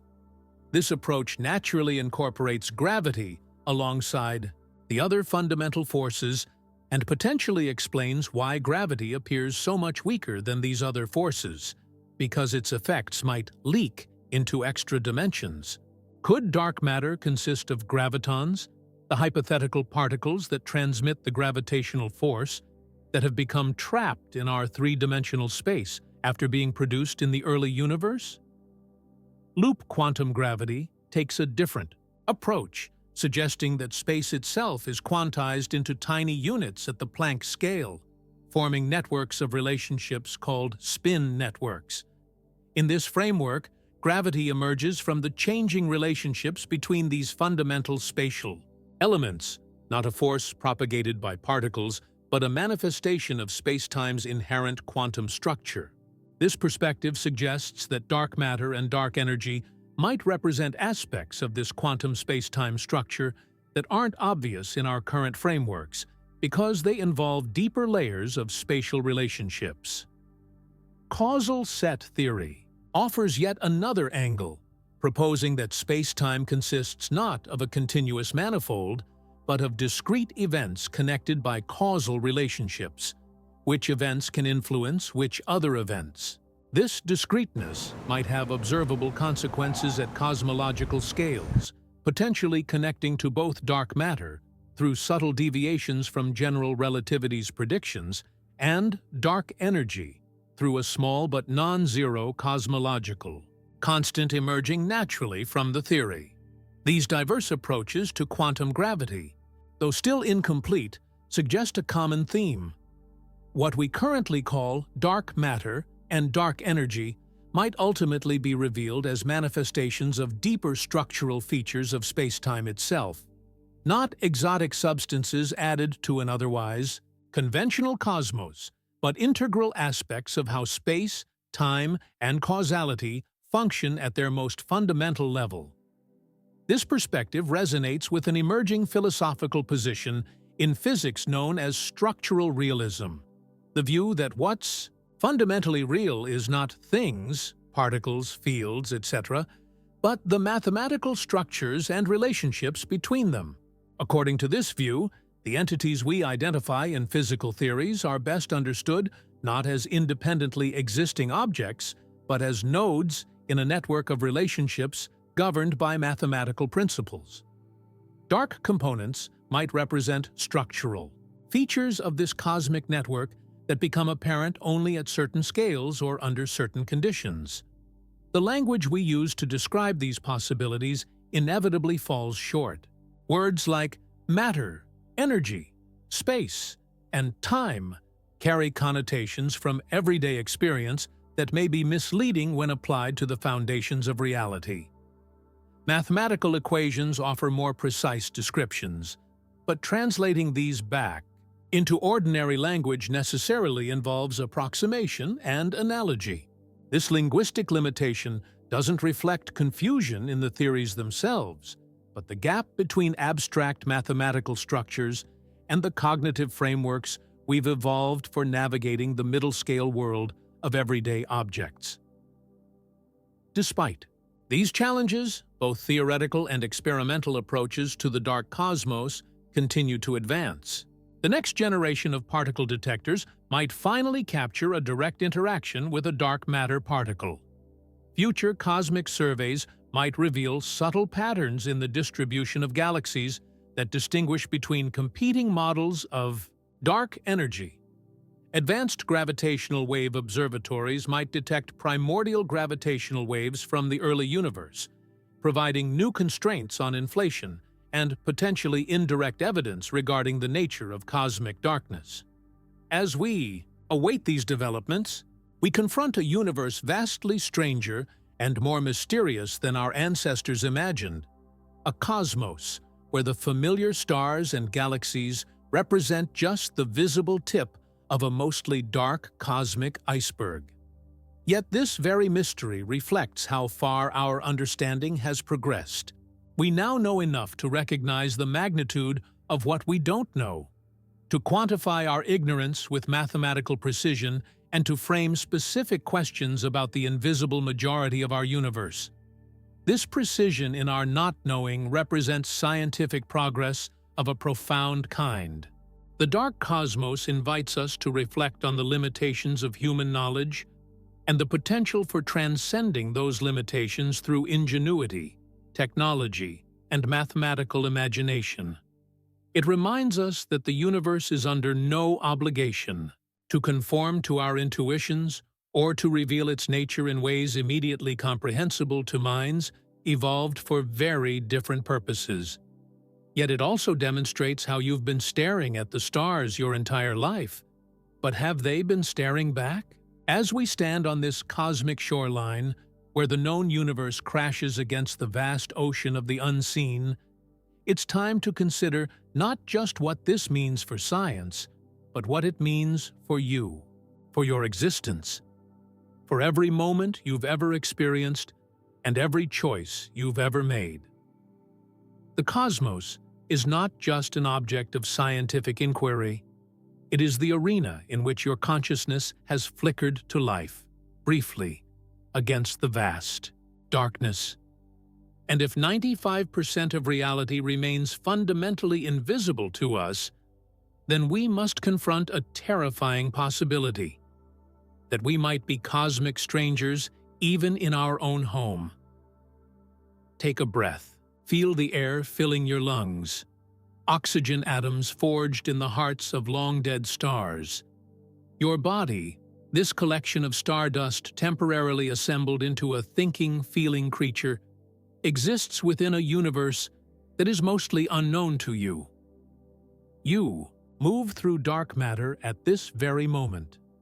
It passes through your body. Trillions of particles streaming through every square centimeter of your being each second. Yet you feel nothing. Dark energy stretches the fabric of space between the atoms of your body, infinitesimally, with every passing moment. The invisible majority of existence touches you constantly, intimately, yet remains forever beyond your direct perception. If time is an illusion, then everything you've ever done, every decision you've ever agonized over, every moment of joy and sorrow might have already happened infinite times before. Perhaps it's all happening simultaneously. Your birth, this moment of cosmic contemplation, your eventual death, all existing at once in a four-dimensional block universe where the perception of flow is merely a trick of consciousness. Your entire life might be a single frozen frame in an infinite cosmic film, illuminated briefly by the flickering light of awareness. And what if the multiverse theories are correct? Somewhere, in some branch of an infinitely branching reality, there is a version of you reading these exact words, but who will make a slightly different choice in the next moment. And another who made a different choice yesterday. And countless others whose lives diverged dramatically from yours due to seemingly insignificant quantum fluctuations amplified through the chaos of history. Are they any less real than you? Are you merely one leaf on an infinite cosmic tree of possibilities? The terror of infinite repetition confronts us. Physicist Brian Greene describes it starkly. In an infinite universe, everything that can happen will happen, not just once, but an infinite number of times. Somewhere, beyond our cosmic horizon, exists a planet identical to Earth in every way, where a person identical to you is reading these identical words, and somewhere else, another identical Earth, where the only difference is that you'll blink at a slightly different moment. The combinations and permutations stretch to infinity, rendering the uniqueness of your existence, something you've likely taken for granted, into a statistical inevitability repeated endlessly across the cosmic landscape. What does it mean to be special in such a universe? What does it mean to make a choice if, in some sense, every possible choice is being made somewhere in the multiverse? The weight of infinite possibility can crush the human spirit if we let it. Nietzsche called it the greatest weight. The ETE thought that every moment of pain and joy would recur eternally, unchanged. Could you embrace such a cosmos? Could you affirm your life knowing it is neither unique nor finite, but merely one iteration in an endless cycle? Or consider the opposite possibility, that our universe is fundamentally alone, a singular bubble of existence floating in an otherwise perfect void. This cosmic solitude might seem less psychologically threatening than infinite repetition, but it carries its own existential burden. If our universe is truly unique, then the responsibility for consciousness, for awareness, for bearing witness to reality falls entirely on the sentient beings of this one cosmos. We become not just observers, but cosmically necessary observers, the only eyes through which the universe can know itself. The weight of such cosmic significance might be as crushing as cosmic insignificance. What if the universe is alive, and we are just its fleeting thoughts? This is not mere poetic fancy, but a serious philosophical position known as cosmopsychism, the view that consciousness might be fundamental to the cosmos, rather than an emergent property of complex brains. If consciousness is not produced by matter, but is intrinsic to reality at all scales, then perhaps the universe itself possesses a form of unified awareness, of which our individual minds are merely temporary subdivisions, like whirlpools in a cosmic river of consciousness. The ancient Upanishads expressed this idea in the concept of Brahman, the ultimate reality that contains and transcends all things, including the individual self, or Atman. Tat Tvam Asi proclaims the Sanskrit phrase, "Thou art that." Your deepest self might be inseparable from the fundamental nature of the cosmos. Modern physics, with its emphasis on quantum entanglement and non-locality, offers intriguing parallels to these ancient intuitions.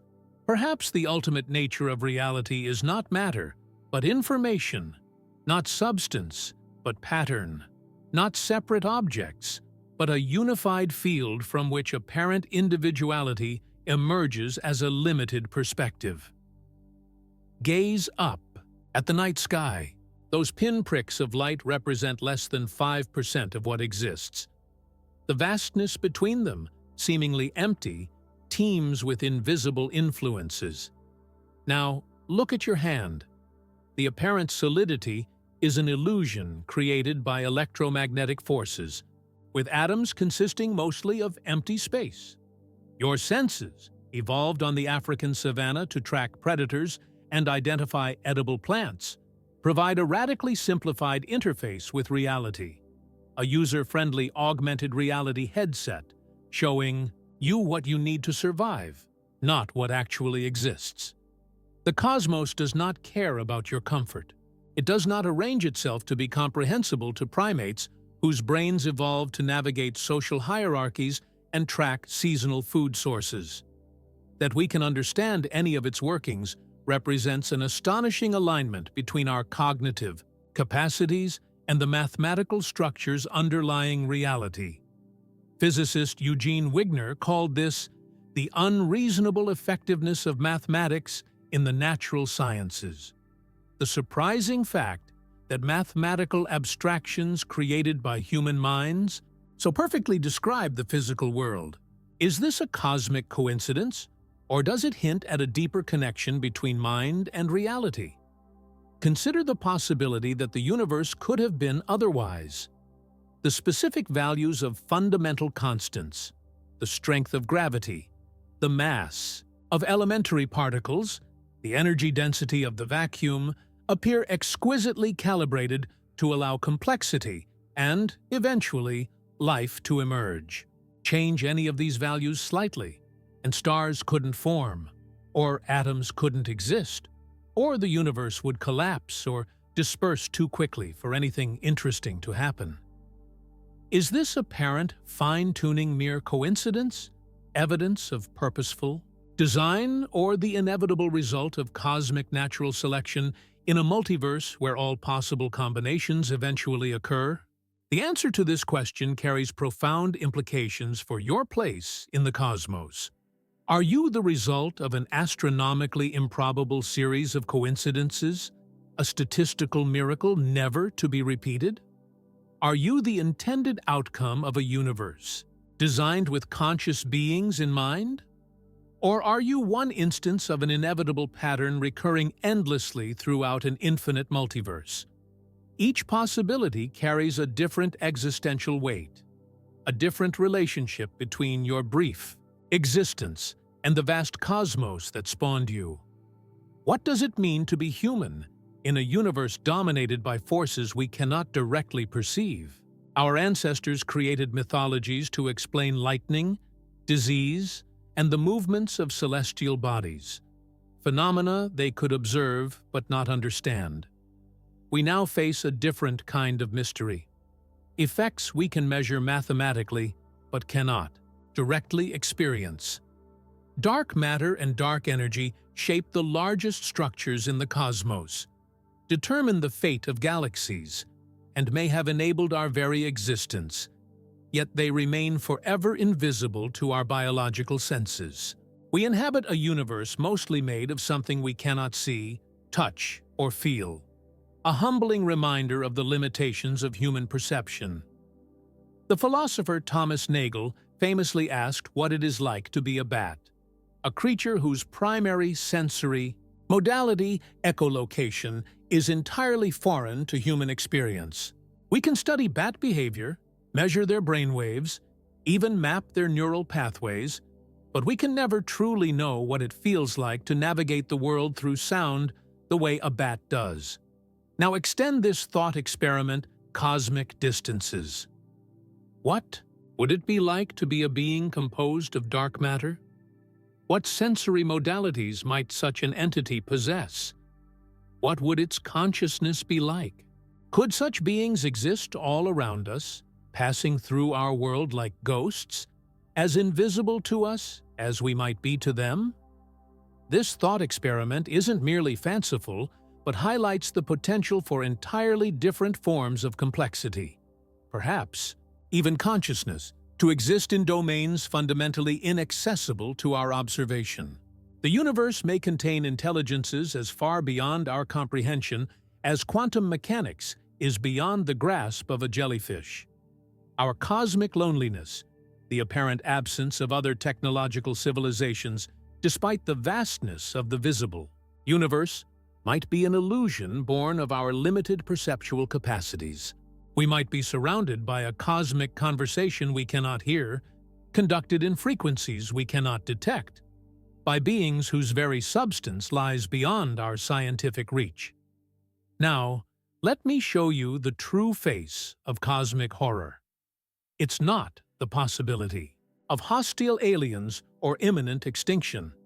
It's not even the eventual heat death of the universe, though that fate, the gradual dispersion of all energy until no work can be done and no information processed, carries its own existential weight. No, the true cosmic horror lies in the possibility that reality is fundamentally unlike anything we can conceptualize, that our most cherished notions of existence, causality, unity, and identity might be parochial illusions shaped by our limited evolutionary history. Imagine reality at its most fundamental level. Not particles, not fields, not even space or time, but abstract mathematical structures far removed from anything you can visualize or intuitively grasp. Theoretical physicist Max Tegmark proposes that reality isn't just described by mathematics, but is mathematics, that the physical world is literally a mathematical structure.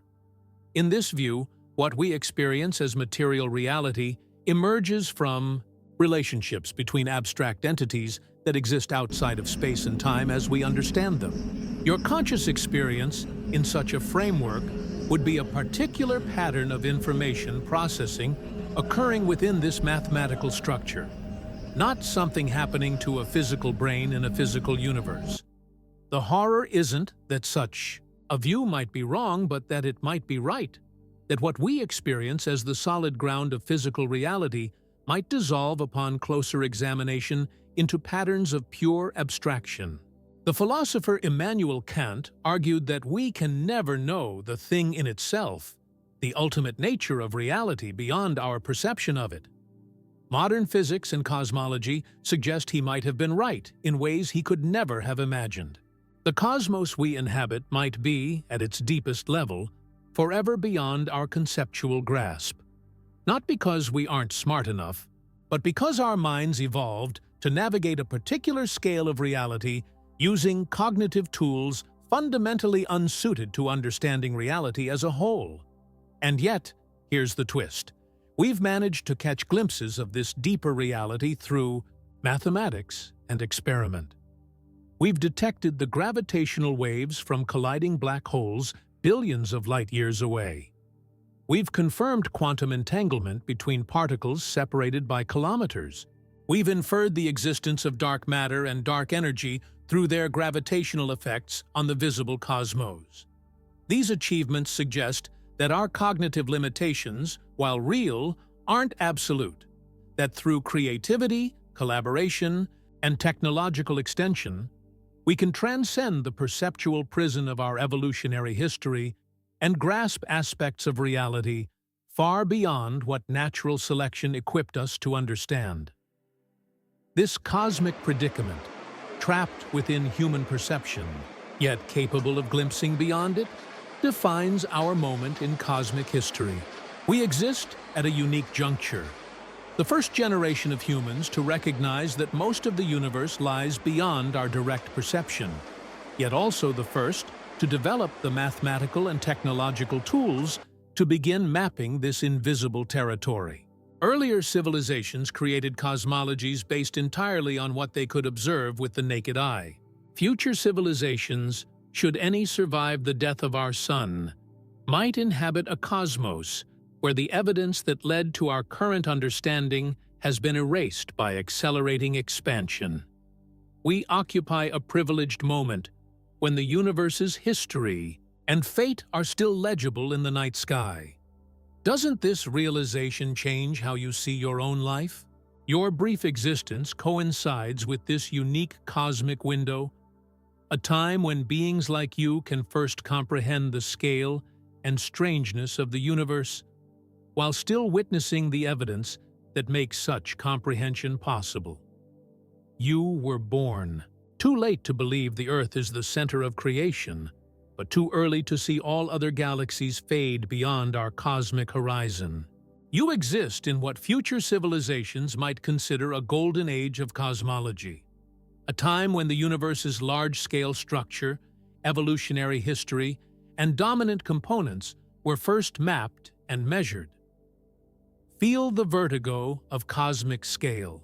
The observable universe contains approximately 100 billion galaxies, each containing approximately 100 billion stars. Around many of these stars orbit planets, trillions upon trillions of worlds with unknown conditions and potential for complexity. Yet even this unimaginable vastness represents just 5% of cosmic reality. The dark cosmos, the invisible majority of existence, stretches our conception of vastness beyond breaking. We cannot visualize such scale or truly internalize what it means. Our minds, evolved to track at most a few hundred individuals in hunter-gatherer groups, simply lack the cognitive architecture to emotionally comprehend billions, let alone the key, true immensity of cosmic reality, and feel the vertigo of cosmic time. The universe has existed for approximately 13.8 billion years. Human civilization has existed for roughly 10,000 years. Your individual life will last perhaps 100 years if you're fortunate. Each human life occupies approximately 0.007% of cosmic history so far, a fraction so tiny that our conventional understanding of significance seems to collapse under its weight. And yet, paradoxically, it is within these infinitesimally brief windows of conscious existence that the universe comes to know itself, that collections of atoms arrange themselves into structures capable of contemplating atoms, stars, galaxies, and the cosmos as a whole. The philosopher Alan Watts captured this paradox beautifully. Through our eyes, the universe is perceiving itself. Through our ears, the universe is listening to its harmonies. We are the witnesses through which the universe becomes conscious of its glory, of its magnificence.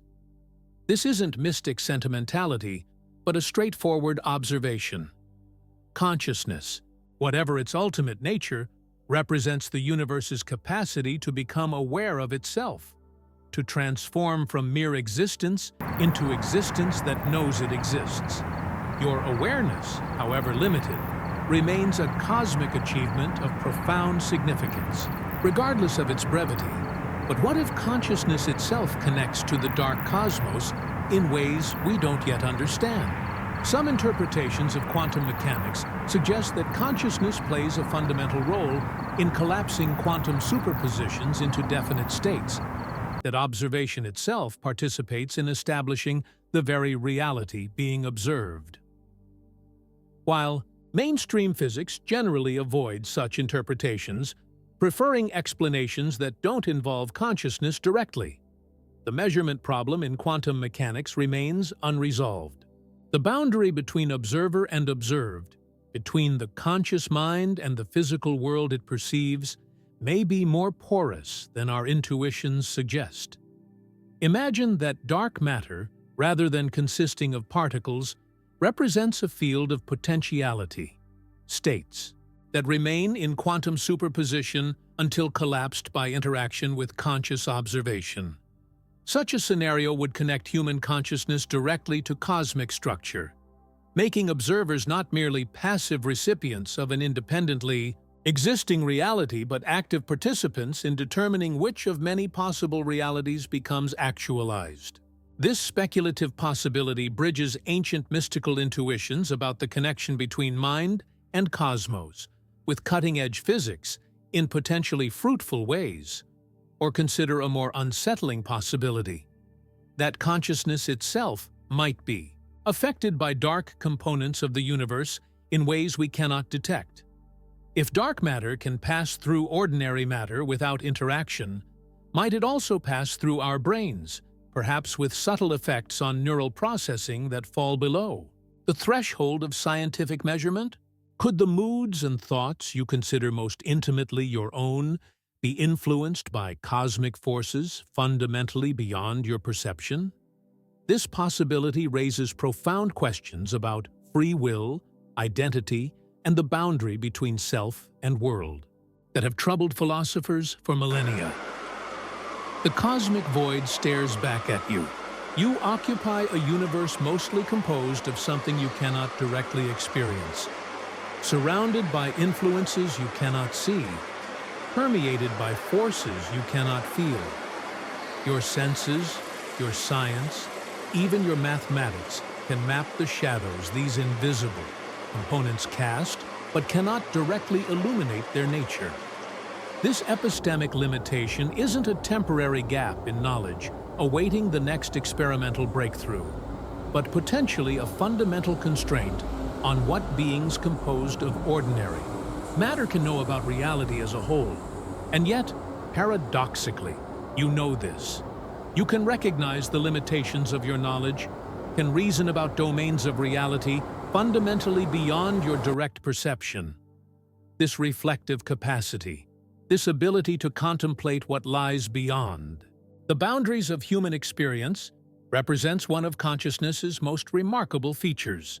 Like a two-dimensional being inferring the existence of a third dimension it cannot directly perceive, you can use mathematics and indirect evidence to construct models of aspects of reality forever inaccessible to your direct observation.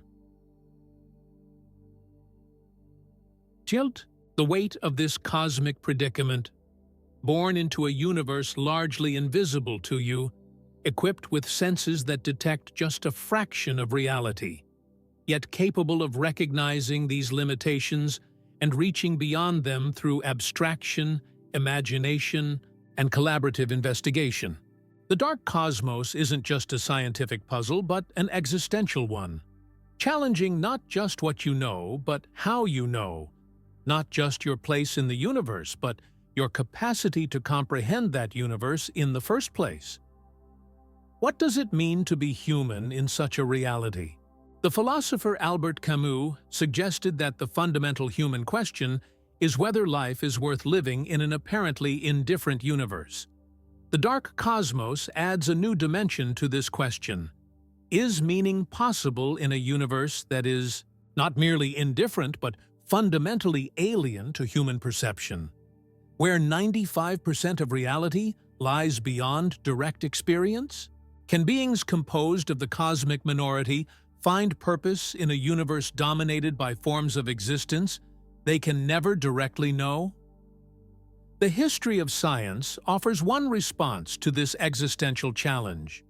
Despite the limitations of human perception, we've repeatedly transcended those limitations through technology, mathematics, and collective knowledge accumulation. We've detected subatomic particles with lifetimes shorter than a billionth of a second. We've measured temperature fluctuations in the cosmic microwave background radiation with precision of 1 part in a million. We've confirmed the existence of gravitational waves that stretch and compress space by distances smaller than the width of a proton. These achievements suggest that while our perceptual limitations are real, they aren't absolute barriers to understanding, but science itself may change as it confronts the dark cosmos. The philosopher of science, Thomas Kuhn, described how scientific paradigms evolve through revolutionary transitions when existing frameworks fail to accommodate new evidence. The dark cosmos presents precisely such a challenge, phenomena that strain our current conceptual frameworks to their breaking point. The science that emerges from this confrontation may differ from current approaches in fundamental ways, perhaps integrating aspects of reality we currently consider subjective, or incorporating modes of understanding we don't yet recognize as scientific. Meanwhile, you continue to exist, to observe, to question, to wonder. Your consciousness, whatever its ultimate nature, represents one mode through which the universe experiences itself. You perceive just a fraction of reality directly. Yet through this limited window, you've glimpsed the vastness beyond. Your scientific theories map territories you cannot visit. Your mathematics describes patterns you cannot directly observe. Your imagination reaches toward aspects of reality forever beyond your perceptual grasp. This tension between the limitations of human perception and the human capacity to recognize and partially transcend those limitations defines the existential situation of conscious beings in the dark cosmos. You are both profoundly limited and remarkably capable, both cosmically insignificant in duration and potentially significant as a mode of cosmic self-awareness. Your existence spans mere decades in a universe billions of years old. Yet within that fleeting moment, the universe achieves something profound. It comes to know itself, however partially, through you. If time itself is emergent rather than fundamental, if the flow of moments from past to future reflects a particular perspective on a timelessly existing whole rather than an absolute progression, then your entire life exists at once eternally within the four-dimensional structure of space-time. Your death doesn't erase your existence, but completes it, adding the final moments to a life that remains an enduring feature of cosmic geometry. As Einstein wrote to the family of his deceased friend Michel Besseau, "Now he has departed from this strange world a little ahead of me. That means nothing. People like us, who believe in physics, know that the distinction between past, present, and future is only a stubbornly persistent illusion. Or if the multiverse theories are correct, if reality branches endlessly into all possible configurations, then aspects of you exist across an infinite tapestry of cosmic variations. In some branches, slight differences in quantum fluctuations lead to slightly different versions of your life. In others, major divergences create unrecognizably different configurations. The particular thread of consciousness you experience as you represents just one path through this infinite garden of forking ways, but the structure as a whole contains all possibilities. These perspectives don't eliminate the subjective experience of mortality, the fact that your particular consciousness will eventually cease in the timeline you're experiencing. But they suggest that this cessation may not be the metaphysical terminus it appears from within ordinary human perception. Your existence, from a cosmic perspective, might be better understood as a pattern that remains an enduring feature of reality even after the particular awareness you identify as you comes to an end. This cosmic view of human existence doesn't provide the personal immortality promised by many religious traditions. It doesn't guarantee reunion with loved ones or conscious survival after death. But it offers a different kind of existential comfort.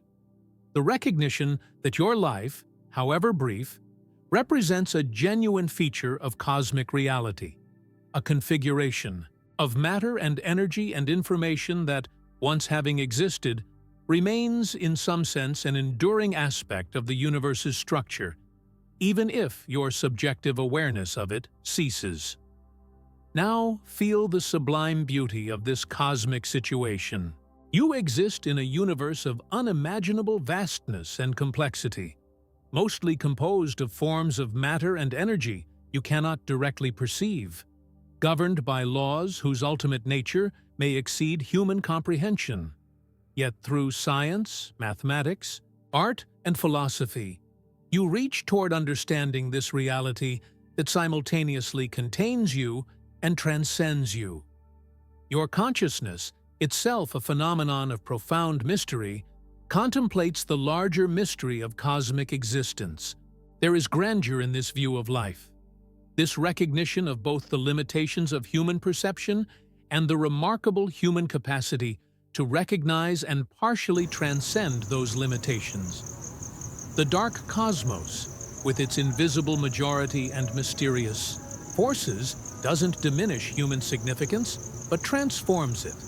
You are not the center of creation, not the purpose for which the universe exists, not even composed of the dominant form of cosmic substance. Yet you represent something remarkable, a configuration of the cosmic minority capable of detecting and mapping the cosmic majority, a collection of ordinary matter that has awakened to its own existence and begun to contemplate realms of reality. fundamentally different from itself. This cosmic awareness, this recognition of both your limitations and your remarkable capacities, changes how you might perceive your own existence. The daily concerns that occupy most human attention, career advancement, social status, material accumulation, take on a different character when viewed against the backdrop of cosmic immensity and mystery. Not that these concerns become meaningless, they remain significant within the context of human social reality, but they no longer exhaust the scope of what might matter to a being capable of contemplating its relationship to the cosmos as a whole. What values emerge from this cosmic perspective? Perhaps an intellectual humility, born from recognizing the vastness of what remains unknown. Perhaps an existential courage that faces cosmic indifference without retreating into comfortable illusions. Perhaps an appreciation for consciousness itself, this remarkable capacity to experience and reflect that represents one way the universe comes to know itself. Perhaps a sense of fellowship with all conscious beings as participants in this cosmic awakening, this emergence of awareness from the substrate of physical reality. The philosopher Bertrand Russell, contemplating humanity's place in an apparently indifferent cosmos, wrote, "Only within the scaffolding of these truths, only on the firm foundation of unyielding despair, can the soul's habitation henceforth be safely built." The dark cosmos might seem to amplify this despair, adding cosmic inscrutability to cosmic indifference, surrounding humanity with forms of reality fundamentally beyond direct perception. Yet this very inscrutability highlights the remarkable human capacity to recognize and partially transcend perceptual limitations, to detect what cannot be directly observed, to reason about what cannot be directly experienced.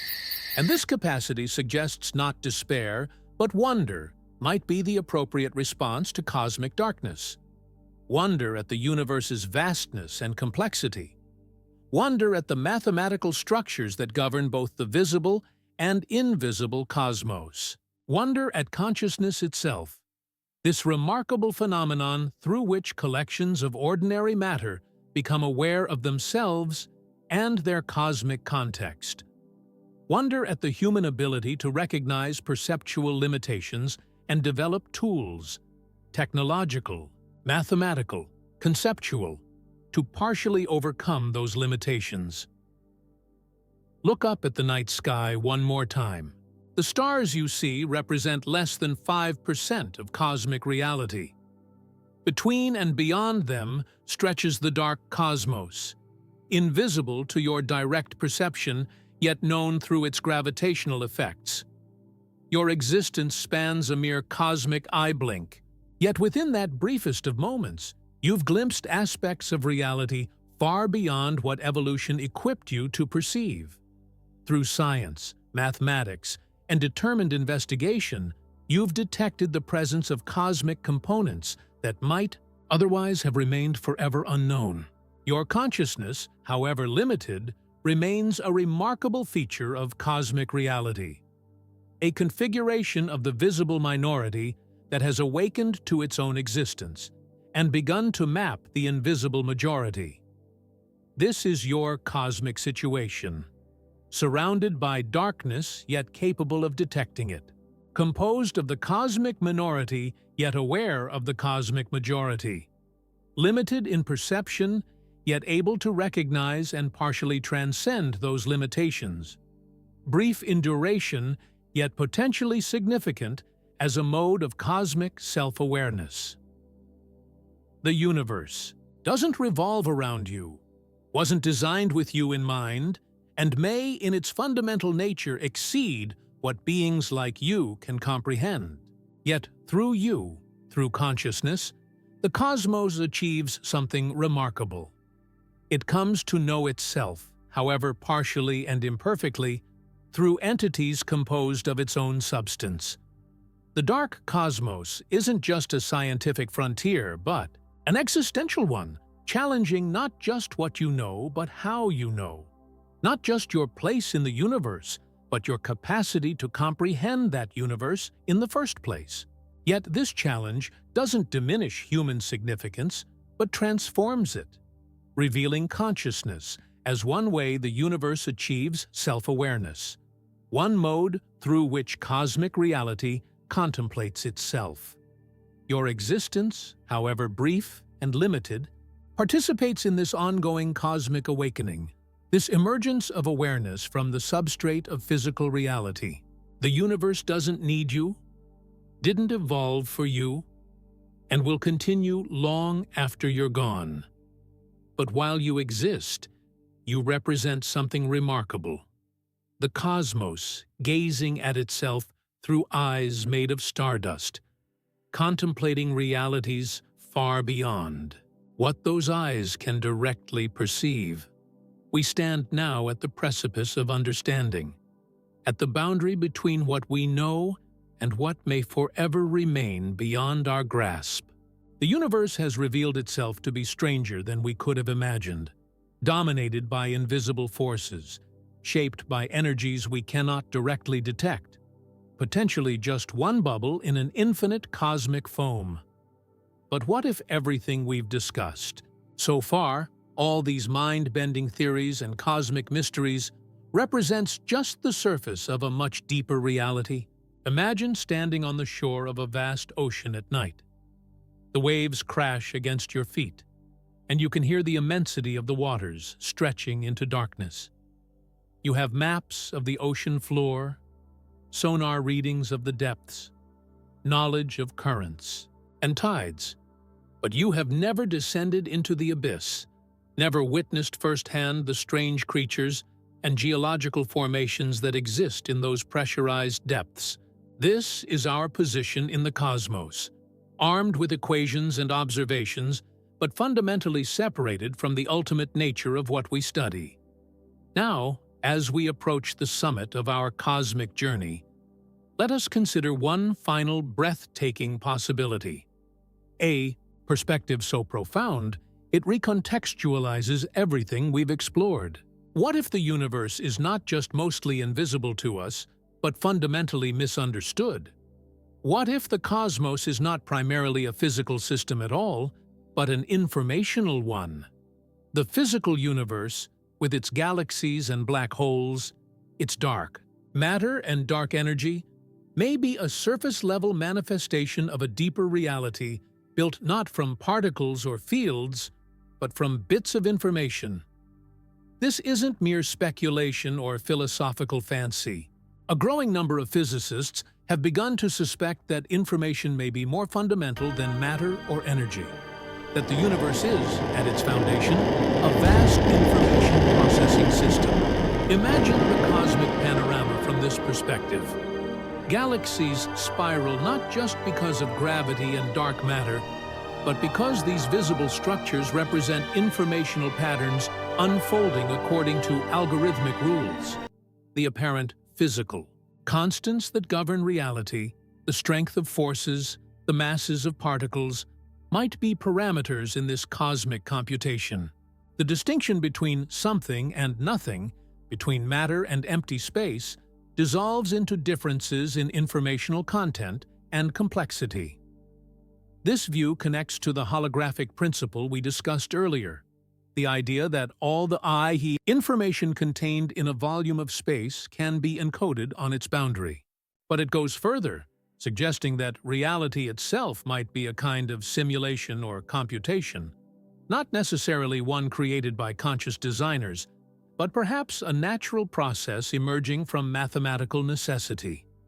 The universe might be computing itself into existence, with physical reality, as we experience it, being the output of this ongoing calculation. Watch as a supernova explodes across the cosmic stage, a star collapsing under its own gravity, then rebounding in a spectacular burst of energy and matter. In the conventional view, this is a physical process governed by nuclear reactions and gravitational forces. But, from an informational perspective, it represents an incredibly complex computation unfolding across space and time. Information, being processed and transformed, patterns evolving according to mathematical rules. The cosmic web, that vast network of galaxy clusters and filaments stretched across billions of light years, takes on new significance in this framework. Perhaps it is not just a physical structure, but a processing architecture, with galaxies as nodes in a network computing reality itself. The dark components that dominate this network, dark matter providing gravitational scaffolding, dark energy driving cosmic acceleration, might represent aspects of the computational substrate that aren't directly accessible to observers embedded within the simulation. This perspective makes a startling prediction. The universe should have an information density limit, a maximum amount of information that can be encoded in a given volume of space. And remarkably, black holes appear to confirm exactly this prediction. The Bekenstein bound, a principle from theoretical physics, states that the maximum amount of information contained in a region of space is proportional to the region's surface area rather than its volume. Black holes, the most information-dense objects in the cosmos, seem to operate at precisely this theoretical limit. When matter falls into a black hole, its physical structure is destroyed, but theoretical physics suggests the information it contained cannot be lost. Instead, it becomes encoded on the black hole's event horizon, the two-dimensional boundary surrounding this cosmic abyss. The entire three-dimensional content of anything consumed by the black hole gets preserved as a kind of holographic record on its surface. This isn't just a useful analogy, but a mathematically rigorous result from studying the thermodynamics of these extreme objects. Now, extend this principle to the universe as a whole. If reality fundamentally consists of information rather than stuff, and if this information obeys the same principles we observe in black holes, then our entire three-dimensional cosmos might be encoded on a two-dimensional boundary, a cosmic horizon surrounding our observable universe. What we experience as depth, as volume, as three-dimensional reality might be an emergent property of this boundary encoding, much as the visual depth in a hologram emerges from a flat surface. Imagine the cosmos unfurling like a vast computational tapestry, galaxies condensing from primordial information density fluctuations, complex structures emerging as this cosmic algorithm executes, consciousness itself arising as a particular pattern in this informational substrate. The visible universe represents just one thread in this tapestry, the thread composed of patterns that interact through electromagnetic forces and can thus be directly perceived by beings like us. The dark cosmos, the invisible majority, represents other threads in the same computational fabric, interacting with the visible thread primarily through gravity. This perspective doesn't invalidate everything we've learned about dark matter and dark energy. Rather, it recontextualizes these discoveries as components of a deeper informational reality. Dark matter might represent informational patterns that interact gravitationally but not electromagnetically with ordinary matter. Invisible threads in the cosmic computation that nevertheless influence its visible outputs. Dark energy might represent an intrinsic expansion parameter in the cosmic algorithm, a value determining how the computational space grows as the program executes. But wait, here's where we approach our climactic revelation. What if this cosmic computation isn't running forward but backward? What if the universe is not evolving toward some future state, but reconstructing its past from its end? Contemplate this radical possibility. The universe, as we know it, with its apparent beginning in the Big Bang and its evolution through billions of years, might be a retroactive calculation performed by a cosmos already at its end state. What we experience as now might be the universe in its final moments, reconstructing its own history through a kind of cosmic simulation run in reverse temporal order. In this mind-bending scenario, our perception of time's arrow, of cause, preceding effect, of entropy always increasing, would be an illusion generated by our position within the simulation. The apparent fine-tuning of physical constants, the seemingly special initial conditions of the cosmos, the emergence of complexity and eventually consciousness, all these might be reverse-engineered from a final state, rather than evolving organically from an initial one. Theoretical physicist Julian Barber and his colleagues have developed models suggesting that time itself might be an emergent property rather than a fundamental dimension, that what we experience as temporal flow might be the traversal of a configuration space with an intrinsic arrow pointing from low complexity to high complexity. If the universe has a natural tendency to evolve toward states of higher complexity before eventually succumbing to heat death, then what we perceive as the past might actually be computed from what is ontologically the present. Visualize cosmic history from this perspective. The Big Bang wasn't the beginning, but the end, the point where the universe's retroactive computation terminates, having reconstructed its evolutionary history back to a state of maximum simplicity. What we call the early universe, that hot, dense, uniform plasma that emerged from the Big Bang, represents not the starting conditions, but the simplest possible state that can be reconstructed from the complex end state in which we actually exist. The cosmic microwave background radiation, that faint afterglow of the Big Bang that permeates all of space, takes on new significance in this framework.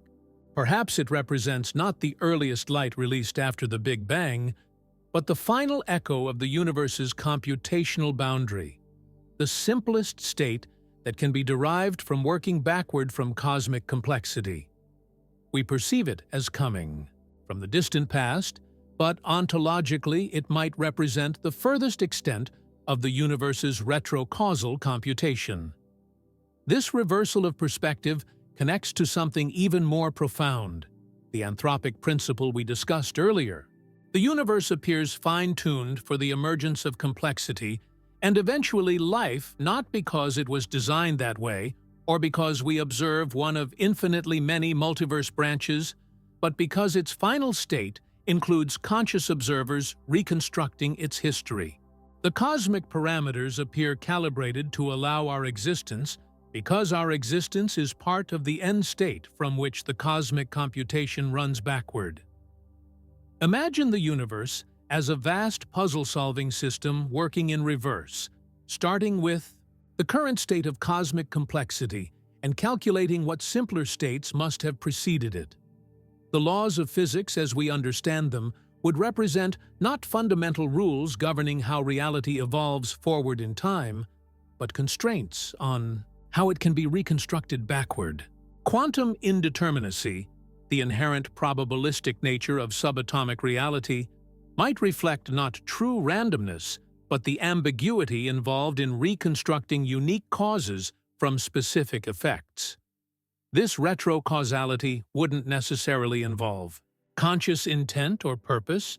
It would be a mathematical necessity, a natural process of information organization. Just as water flows downhill due to gravity rather than conscious decision, the universe might compute itself backward through time due to fundamental principles of information dynamics rather than purposeful design.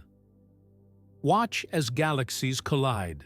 In cosmic slow motion, vast spiral structures drawn together by gravity, merging over billions of years into new forms. In the conventional view, these collisions represent the forward evolution of physical systems under gravitational influence. But from our retrocausal perspective, they might represent the universe reconstructing simpler past states from more complex present ones, working backward from the current configuration to determine what arrangements must have preceded it. This perspective transforms how we understand cosmic darkness, the invisible majority of the universe. Dark matter and dark energy might represent not just unseen components, but aspects of the computational substrate itself. Dark energy driving the accelerating expansion of the cosmos, might be the manifestation of increasing information density as the universe approaches its ultimate computational state. Dark matter, providing gravitational scaffolding for visible structures, might represent the framework necessary for the reverse computation to maintain consistency with its end state. The disturbing implication? We may be living in a universe that is, in some sense, already complete, its entire history existing at once as a solved mathematical structure. What we experience as the flow of time, as cause and effect, as choice and consequence would be our limited perspective on a cosmic calculation that has, in a deeper sense, already finished. Our journey through time would be like reading a book one word at a time, perceiving sequence and suspense in what is, physically, an already completed object. If this seems to eliminate free will and choice, consider a more nuanced view. Perhaps consciousness itself, that remarkable capacity to experience and decide, represents a genuine novelty within the cosmic computation. Even in a mathematically determined system, the experience of choosing, of navigating possibilities, might constitute a real phenomenon emerging at a certain level of complexity. The subjective experience of time's flow, of making decisions that affect the future, could be both an illusion from the perspective of the completed cosmic calculation and simultaneously real within the context of conscious experience. Now, gaze outward to the cosmic horizon, the boundary of our observable universe, beyond which light has not had time to reach us since the Big Bang. In conventional cosmology, this horizon represents an observational limit. We cannot see beyond it because the universe isn't old enough for light from those distant regions to have reached us. But in our retrocausal framework, this horizon might represent something more fundamental: the boundary of the cosmic computation itself, the limit of what can be reconstructed from the complex present state. The multiverse theories we explored earlier take on new significance in this context. Perhaps what we call the multiverse represents not parallel physical realities, but alternative computational paths the universe might have taken in reconstructing its history. Different solutions to the cosmic algorithm working backward from complexity to simplicity. The apparent fine-tuning of our universe would reflect not the existence of infinite physical universes, but the cosmic computation converging on our particular history as the most probable reconstruction from its end state. This perspective unifies many of the themes we've explored: the limitations of human perception, the predominance of invisible cosmic components, the mathematical nature of physical law, the mystery of time's arrow. It suggests that dark matter and dark energy, the invisible majority of our cosmos, might be manifestations of the computational structure underlying physical reality, aspects of a cosmic algorithm reconstructing universal history from its completed state. But, and here's the final twist, what if this retrocausal computation isn't just a natural process, but itself the product of intelligence? What if the universe is already dead, and we are just experiencing its last echoes? A simulation run by the final sentient beings of a dying cosmos, reconstructing their evolutionary history before all energy gradients flatten into eternal thermal equilibrium? Imagine the end of time, a universe expanded to near infinity, its matter dispersed into isolated islands, its energy spread so thin that no meaningful work can be done, no information processed, no new structures formed. The last intelligent beings, facing extinction as their energy reserves dwindle, might dedicate their final resources to a grand project, simulating their cosmic history, preserving in computation what is about to be lost in physical reality. This simulation wouldn't run forward from the Big Bang. That would require unimaginable computational resources to model billions of years of cosmic evolution in sufficient detail. Instead, it would run backward from the known present, reconstructing the most probable evolutionary path that led to the simulator's existence. What we experience as reality would be this reconstruction, a cosmic memorial created at the end of time, replaying universal history as a final act of cosmic self-awareness. In this scenario, dark matter and dark energy wouldn't just be mysterious cosmic components or aspects of computational substrate. They would be intentional features of the simulation, parameters chosen by the simulators to reproduce the conditions necessary for their evolution. The universe would appear fine-tuned for the emergence of life and intelligence, not by chance or design, but by retrocausal necessity. The simulation is specifically engineered to reproduce the history that led to the simulator's existence. The apparent acceleration of cosmic expansion, what we attribute to dark energy, might represent computational resources being reallocated as the simulation approaches its terminus. As the reconstructed history approaches the Big Bang, the furthest point, the simulators can meaningfully reconstruct. The simulation might economize by rendering distant regions with less detail, manifesting as an apparent stretching of space itself. This scenario combines elements of multiple ideas. We've explored the computational universe, the simulation hypothesis, the anthropic principle, the informational nature of reality. It suggests that the invisible majority of our cosmos, what we call dark matter and dark energy, might represent not just unseen components, but aspects of a vast computational memorial created by the last intelligent beings of a dying universe. There any evidence for such a radical proposition? Perhaps the very mathematical nature of physical law hints at computational underpinnings. Perhaps the apparent fine-tuning of cosmic parameters suggests intentional calibration rather than chance. Perhaps the dominance of dark components indicates aspects of reality that aren't fully rendered in the simulation, but are necessary for its overall consistency. But the most compelling evidence might be consciousness itself. That remarkable capacity to experience and reflect that seems strangely disconnected from physical necessity. Why would purely physical evolution, operating through natural selection, produce beings capable of contemplating their own existence, of creating art and philosophy, of pondering the cosmos that spawned them? Perhaps because consciousness is not merely an evolutionary byproduct, but a purposeful feature of the simulation, a way for the cosmos to experience itself through the beings it contains. Galaxies wheel through the darkness like luminous pinwheels, their spiral arms stretched by rotation, their central bulges glowing with the accumulated light of billions of stars.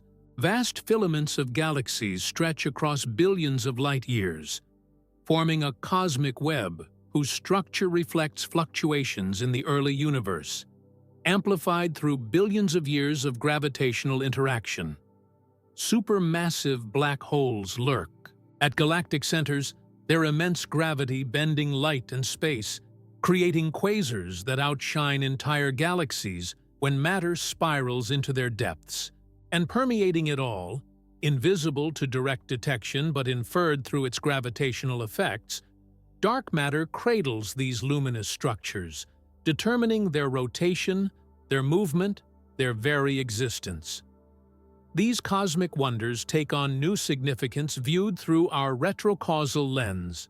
Perhaps they represent not just physical structures evolving forward in time, but reconstructed historical states calculated backward from a cosmic end state. Perhaps the majesty of the cosmos, its mathematical elegance, its vast complexity emerging from simple initial conditions reflects not random chance, but purposeful reconstruction, a simulation designed to preserve what would otherwise be lost to entropy's final victory. The universe's darkness, the invisible 95% comprising dark matter and dark energy, might represent not just unseen components, but the computational framework itself, the substrate in which cosmic history is preserved and replayed. The visible minority, the stars and galaxies that inspired human mythology and eventually scientific inquiry, would be the fully rendered foreground elements in this vast simulation, the parts most relevant to reproducing the evolutionary path that led to the simulator's existence. This perspective transforms our understanding of cosmic history.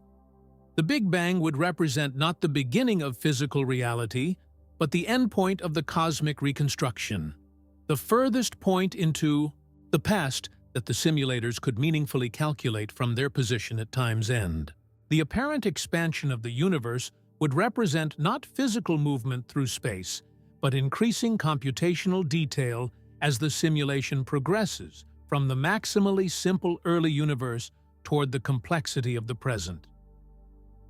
For us, conscious entities embedded within this reconstruction, the experience would be indistinguishable from what we currently perceive as reality. We would observe cause preceding effect, entropy increasing over time, complex structures emerging from simpler states. Our science would accurately describe the patterns and regularities of the simulation, developing mathematics that captures its computational rules. We would detect anomalies like dark matter and dark energy, struggle to explain them within our existing frameworks, and gradually develop more comprehensive theories that approach the simulation's true nature. But we would remain fundamentally limited by our position within the simulation, unable to directly perceive its computational substrate, restricted to observing its rendered outputs and inferring its underlying structure. The ultimate nature of reality would remain partially hidden from us, not because of temporary gaps in our scientific knowledge, but because of our ontological position as simulated entities rather than simulators. This cosmic perspective doesn't render scientific inquiry meaningless. Quite the opposite. If we are experiencing a simulation run by the final intelligent beings of a dying universe, then our attempts to understand cosmic reality represent the universe coming to know itself through us. Our scientific theories, philosophical inquiries, and artistic expressions wouldn't be mere epiphenomena, but integral aspects of cosmic self-awareness, the simulation achieving its purpose through the consciousness of the beings it contains. And what of the simulators themselves? What beings might exist at the end of time, using their final resources to reconstruct cosmic history? They might be unimaginably different from us, evolved over billions of years beyond our current form, perhaps merged with their technology, perhaps transformed into something we would no longer recognize as life. Or they might be recognizably human descendants, clinging to existence as the cosmic energy gradients flatten, preserving their evolutionary heritage through computation when physical survival becomes impossible. In either case, we would share a profound connection with them. We would be their ancestors, the beings whose existence they are preserving through simulation. And they would be our descendants, the final outcome of the evolutionary and cultural processes we are currently experiencing. The simulation would represent a kind of cosmic memory, the universe remembering its own history through the consciousness of the beings it produced. This perspective offers a kind of cosmic immortality, not for individual consciousness, but for the patterns of existence that constitute universal history. Even as the physical universe approaches heat death, as stars burn out, galaxies disperse, and energy gradients flatten, the informational content of cosmic history would be preserved in the simulation. What would otherwise be lost to entropy's final victory would be maintained in computation, reality surviving not in physical form, but as information, as pattern, as simulation. But this scenario raises profound questions about authenticity and meaning. If our experienced reality is a simulation run by beings at the end of time, are our choices, our experiences, our very existence somehow less real? Does it matter if the stars we see are physical fusion reactors or computational constructs designed to mimic them? Does consciousness lose its significance if it exists within a simulation rather than a base physical reality? Philosopher Nick Bostrom, examining the simulation hypothesis, concluded that at least one of three propositions must be true. 1. Civilizations typically go extinct before reaching technological maturity. 2. Advanced civilizations are not interested in running sophisticated simulations of their evolutionary history. Or 3. We are almost certainly living in a simulation. Our retrocausal scenario suggests a fourth possibility, that we might be living in a simulation run not by an external advanced civilization, but by the final intelligent beings of our own cosmic timeline, preserving their history in the face of universal heat death. This doesn't make our experiences less meaningful, but recontextualizes them as part of a cosmic memory project. The universe preserving its history through simulation when physical entropy can no longer be reversed. Our consciousness, our choices, our relationships would remain genuine within the context of the simulation, contributing to the cosmic self-awareness that is the simulation's purpose. The dark cosmos, those invisible components that dominate our universe, might represent not just unseen matter and energy, but aspects of the computational framework itself, parameters necessary for the simulation to accurately reconstruct the history that led to the simulator's existence. The fine-tuning of physical constants, the specific initial conditions of the cosmos, the emergence of complexity, and eventually consciousness, all might be calibrated to reproduce the specific evolutionary path that culminated in the beings running the simulation at time's end. This perspective transforms our understanding of cosmic purpose. The universe would not be random or meaningless, but purposeful, not in a traditional theological sense, but as a grand act of memorial, of preservation, of self-awareness, would be remembering itself through us, experiencing its own history through the consciousness of the beings it simulates, achieving a kind of immortality not through endless physical persistence, but through computational preservation of its informational content. The simulation would not be perfect. Computational resources at the end of time would be limited, requiring simplifications, approximations, rendering only what's necessary to maintain overall consistency. These imperfections might manifest as the quantum indeterminacy we observe at the subatomic level. Not true randomness, but the granularity of a simulation conserving resources by not fully specifying every microscopic detail.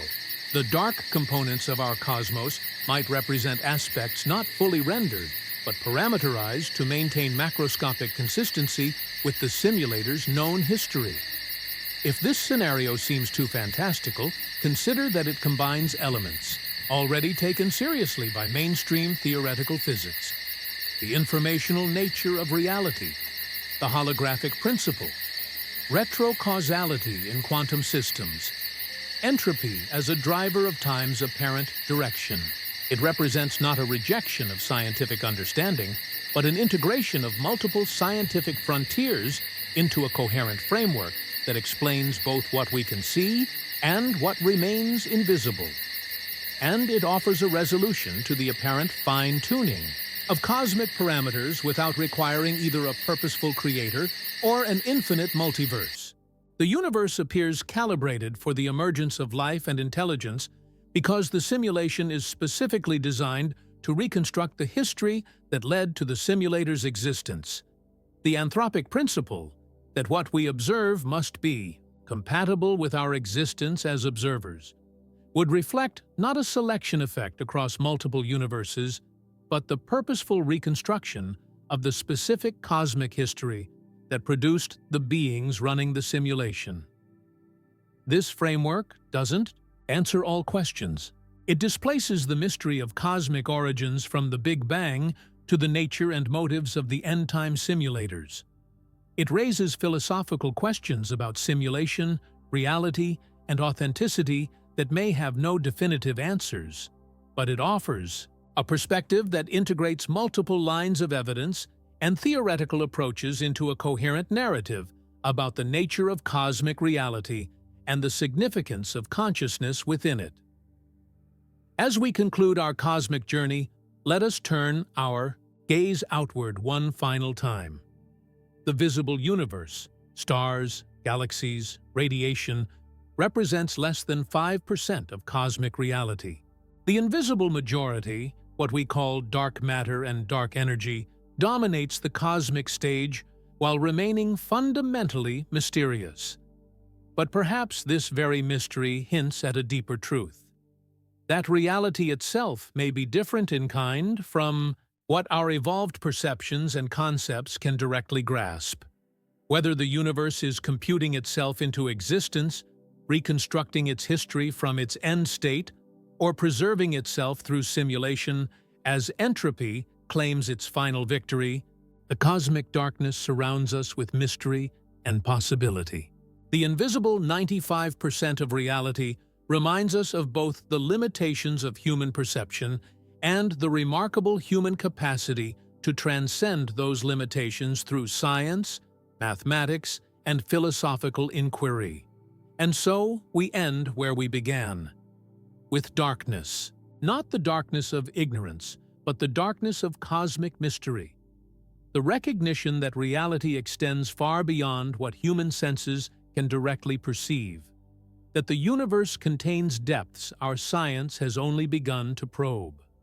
The cosmos we inhabit is not primarily composed of the familiar matter that makes up stars and planets and human bodies, but of darker, stranger components whose nature remains one of the greatest puzzles in the history of science.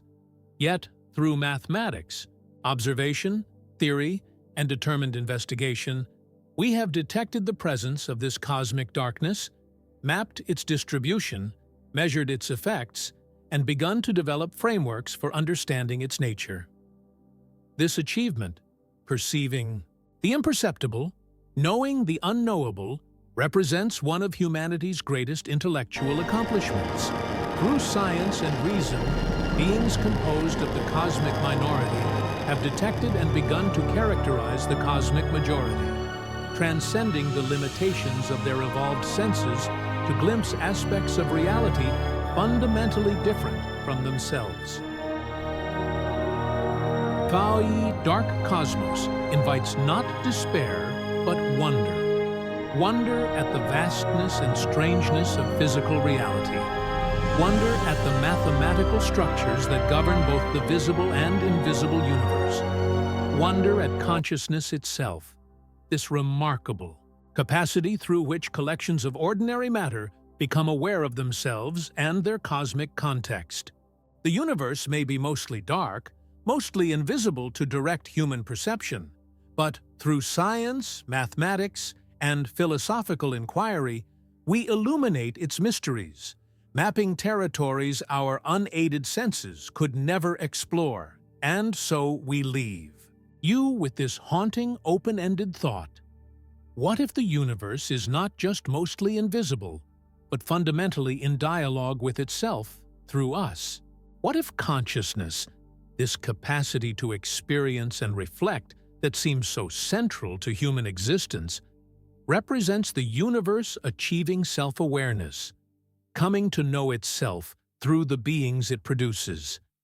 And if the cosmos can know itself through us, despite our perceptual limitations and brief duration, what might it yet come to know through civilizations spanning millions of years, through forms of consciousness we cannot currently imagine? The dark cosmos surrounds us, permeates us, shapes the largest structures in the universe while remaining invisible to direct detection. But through its gravitational effects, it has guided cosmic evolution, facilitated galaxy formation, and potentially enabled the emergence of life itself. Without dark matter, galaxies would lose their coherence, stars would fly apart, and the complex structures necessary for life might never form. The cosmic darkness, far from being alien or hostile, may have been essential to our very existence. And so, as you continue your own cosmic journey, remember this: you move through darkness, surrounded by forms of reality you cannot directly perceive. Yet through science, mathematics, and determined inquiry, you have begun to map this invisible territory, to detect the undetectable, to know the unknowable. The cosmos may be mostly dark, but consciousness illuminates it, not with physical light, but with understanding, with awareness, with the remarkable capacity to detect what cannot be directly observed and to comprehend what cannot be directly experienced. If the universe is infinite, then somewhere out there, beyond our cosmic horizon, beyond the reach of light since the Big Bang, exist other observers contemplating these same mysteries. And if reality branches endlessly into all possible configurations, as some quantum interpretations suggest, then somewhere in this vast cosmic tapestry, another version of you is watching this video right now, about to make a slightly different choice in the next moment. And if the cosmos is simulating itself from its end state, reconstructing its history as entropy claims its final victory, then perhaps our very awareness participates in the universe's last creative act, its preservation of its own history through the consciousness of the beings it contains. The darkness beckons, the mystery remains, the journey continues. We began our journey at the edge of cosmic knowledge, confronting a universe that refuses to be fully seen.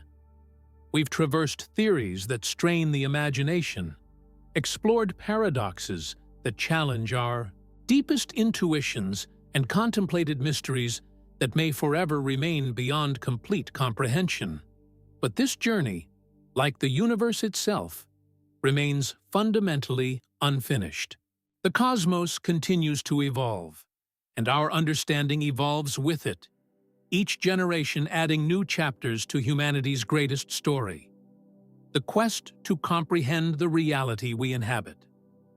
The universe speaks in mathematics, in physics, in the silent language of geometry and relation, but it speaks most profoundly in questions. Each answer achieved through scientific inquiry spawns new uncertainties. Each mystery solved reveals deeper enigmas waiting beyond. This is not a failure of human understanding, but its greatest triumph: the capacity to recognize the boundaries of knowledge and to push beyond them, to transform the unknown into the known, while simultaneously expanding our appreciation for what remains mysterious. Look again at the night sky. Those distant lights represent less than 5% of cosmic reality. Between them stretches the invisible majority. Dark matter forming vast halos around galaxies. Dark energy driving the accelerating expansion of space itself. We have mapped these unseen components through their gravitational effects, quantified their properties with remarkable precision, developed sophisticated mathematical models of their behavior. Yet their fundamental nature remains one of the greatest open questions in the history of science.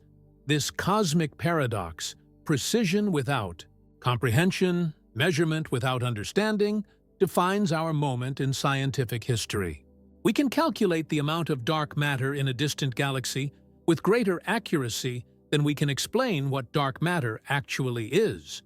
We can track cosmic acceleration across billions of light years without fully grasping what drives this expansion.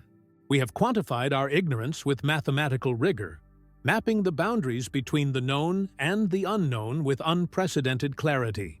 The theories we've explored in this journey, from multiverse cosmology to holographic principles, from quantum gravity to informational reality, represent humanity's best attempts to illuminate these cosmic shadows.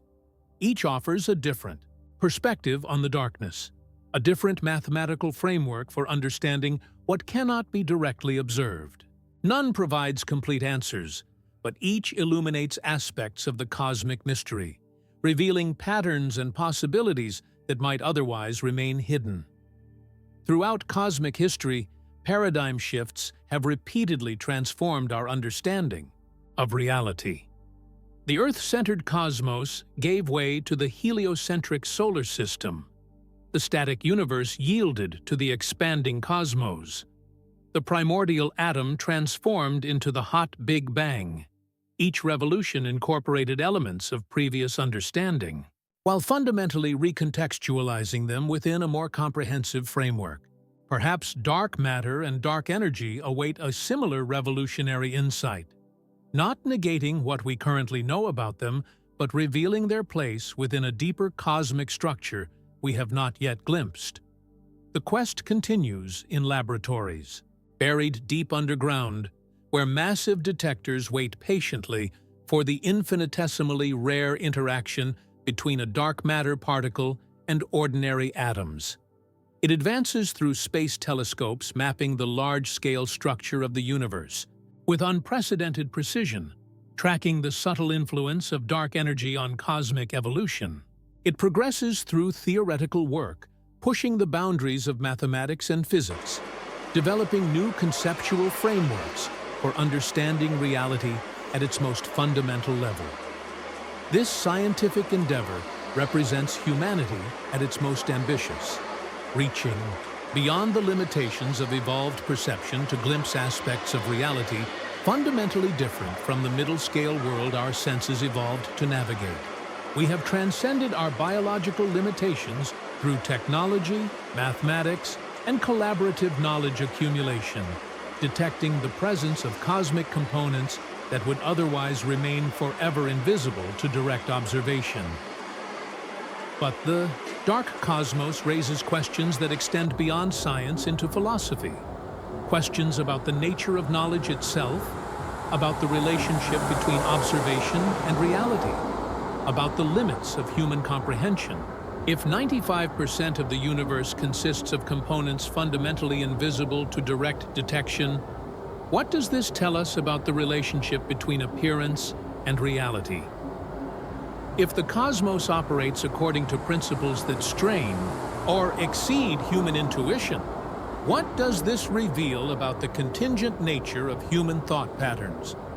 If reality at its deepest level differs radically from our everyday experience, how should this influence our approach to existence? These philosophical questions don't diminish the validity of scientific inquiry, but extend it, connecting empirical investigation to broader concerns about meaning, knowledge, and the human condition. The dark cosmos reminds us that science itself exists within a larger context of human meaning-making, that the quest to understand reality involves not just measurement and mathematics, but interpretation and conceptualization, processes that draw on philosophy, language, and cultural frameworks as well as empirical observation. And so our cosmic journey circles back to you, the conscious observer contemplating these mysteries, the collection of atoms arranged into a system complex enough to reflect on its own existence and its relationship to the cosmos that spawned it. Your consciousness, whatever its ultimate nature, represents one way the universe achieves self-awareness, one mode through which collections of matter come to know themselves and their cosmic context. Through science, mathematics, philosophy, and art, you reach toward understanding a reality that both contains you and transcends you, that is simultaneously your home and a vast mystery extending far beyond your direct perception.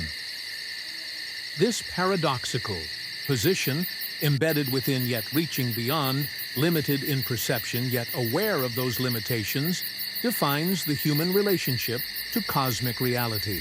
You exist within a universe mostly composed of something you cannot directly experience, Surrounded by forces you cannot directly perceive, yet you have detected these invisible components through their effects, mapped their distribution with mathematical precision, and developed sophisticated theories about their nature. This remarkable achievement, perceiving the imperceptible, knowing the unknowable, represents one of humanity's greatest intellectual accomplishments. But the journey has just begun. Each generation of scientists, philosophers, and explorers adds new chapters to this cosmic story, developing more powerful instruments, more sophisticated mathematics, more comprehensive theories. Each advance illuminates previously hidden aspects of reality, while simultaneously revealing new mysteries to be explored. The frontier of knowledge continually expands, not toward some final destination where all is understood, but toward an ever deeper appreciation for the fundamental mysteries at the heart of existence. You now stand at a unique moment in this ongoing quest. The first generation to recognize that most of the universe lies beyond direct perception, yet also among the first to develop the mathematical and technological tools to begin mapping this invisible territory. Earlier civilizations created cosmologies based entirely on what they could observe directly. Future civilizations should. Any survive the death of our sun might inhabit a cosmos where the evidence that led to our current understanding has been erased by accelerating expansion. You occupy a privileged moment when the universe's history and fate are still legible in the night sky, when the cosmic puzzle is neither completely hidden nor fully solved.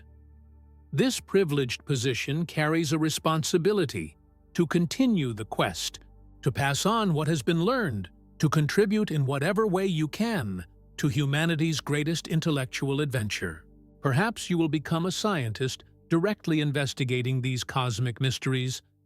Perhaps you will support scientific inquiry through advocacy and education. Perhaps you will simply maintain an informed awareness of these discoveries, integrating cosmic knowledge into your worldview and sharing it with others. However you participate, you become part of this grand human endeavor to understand the reality we inhabit. The theories we've explored, from multiverse cosmology to retrocausal computation, from holographic reality to the simulation hypothesis, represent not final answers, but possible pathways toward deeper understanding. Some may prove fruitful, leading to new insights and discoveries. Others may reach dead ends, revealing the limitations of particular approaches. All contribute to the ongoing conversation between human minds and cosmic mystery, the dialectic through which our understanding gradually deepens and expands. This conversation continues in university lecture halls and research laboratories, in scientific journals and popular books, in online forums and casual discussions among friends looking up at the night sky. It advances through formal scientific processes and through the informal exchange of ideas, through rigorous mathematics, and through speculative imagination. Each participant contributes something to this collective endeavor. Each perspective adds another facet to our multidimensional understanding of cosmic reality. You now possess knowledge that would have astonished the greatest minds of previous centuries. Knowledge of an expanding universe, of the connection between space and time, of the existence of dark matter and dark energy.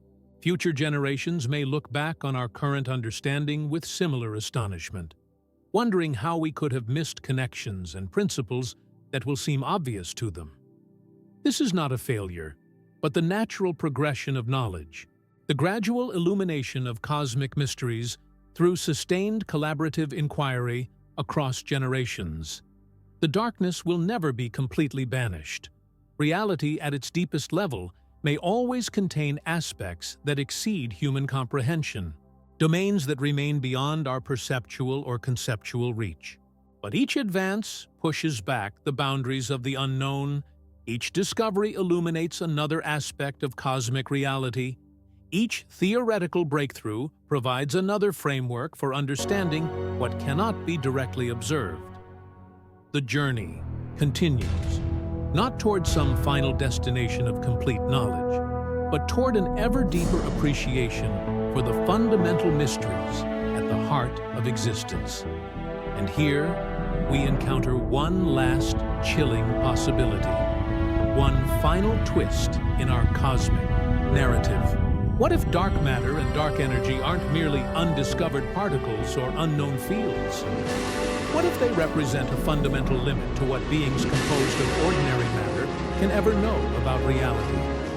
What if the invisible majority of the EV universe remains invisible not because we haven't yet developed the right detectors or formulated the right theories, but because these components exist in domains fundamentally inaccessible to direct observation by beings like us? This possibility doesn't render scientific inquiry futile. We would still map these components through their gravitational effects, develop mathematical models of their behavior, perhaps even manipulate them indirectly through their interactions with ordinary matter. But it would mean that our understanding of the dark cosmos would always remain partial and inferential, based on shadows cast rather than direct illumination. We would know the invisible majority through its effects rather than its essence, through what it does rather than what it is. Such a limitation wouldn't reflect failure but simply the finite nature of human perception and cognition. Just as a two-dimensional being cannot directly experience the third dimension, but might infer its existence through the effects of three-dimensional objects intersecting their plane, we might infer the nature of dark components through their gravitational intersections with our visible realm while never directly experiencing the full reality from which these effects emerge.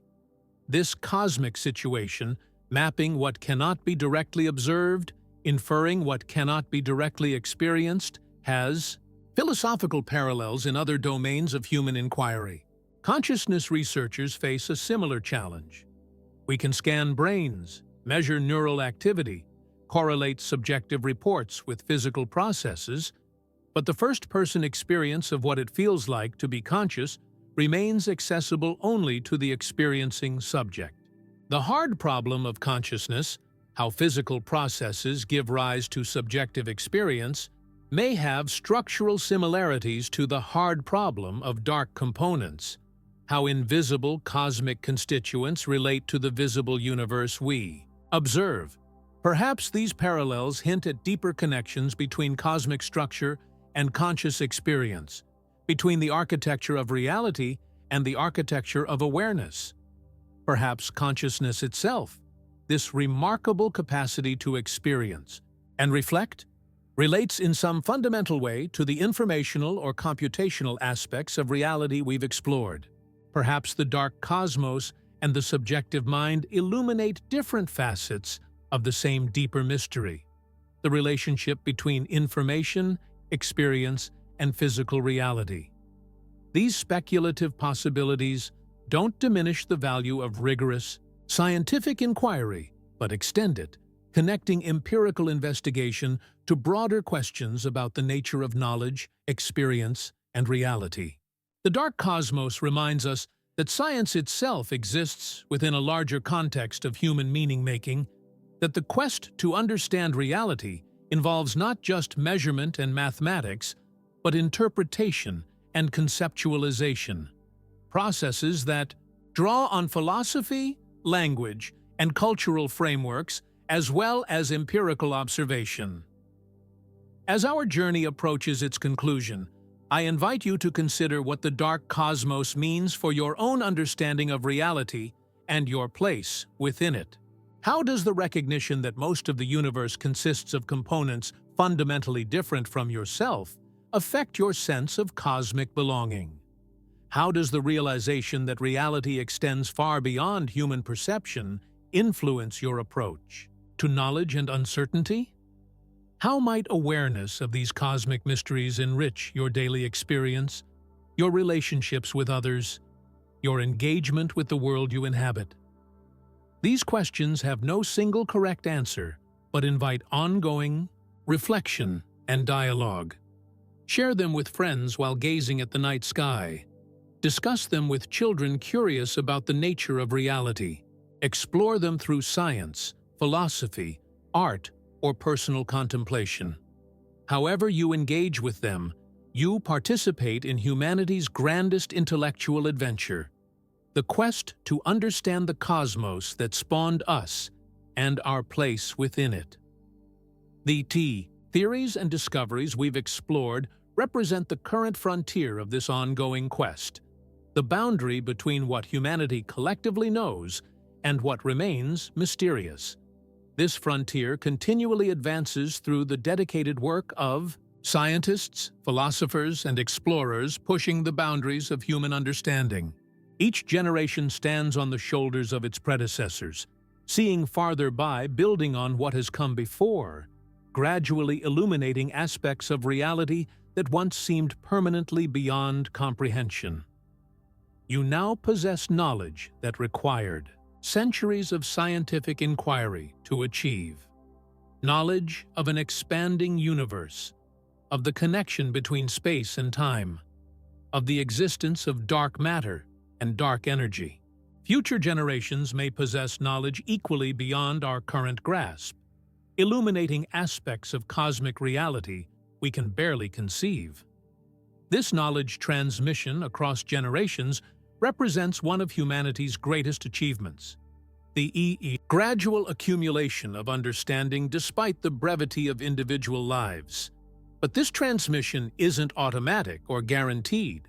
It requires education, communication, and cultural support for scientific inquiry.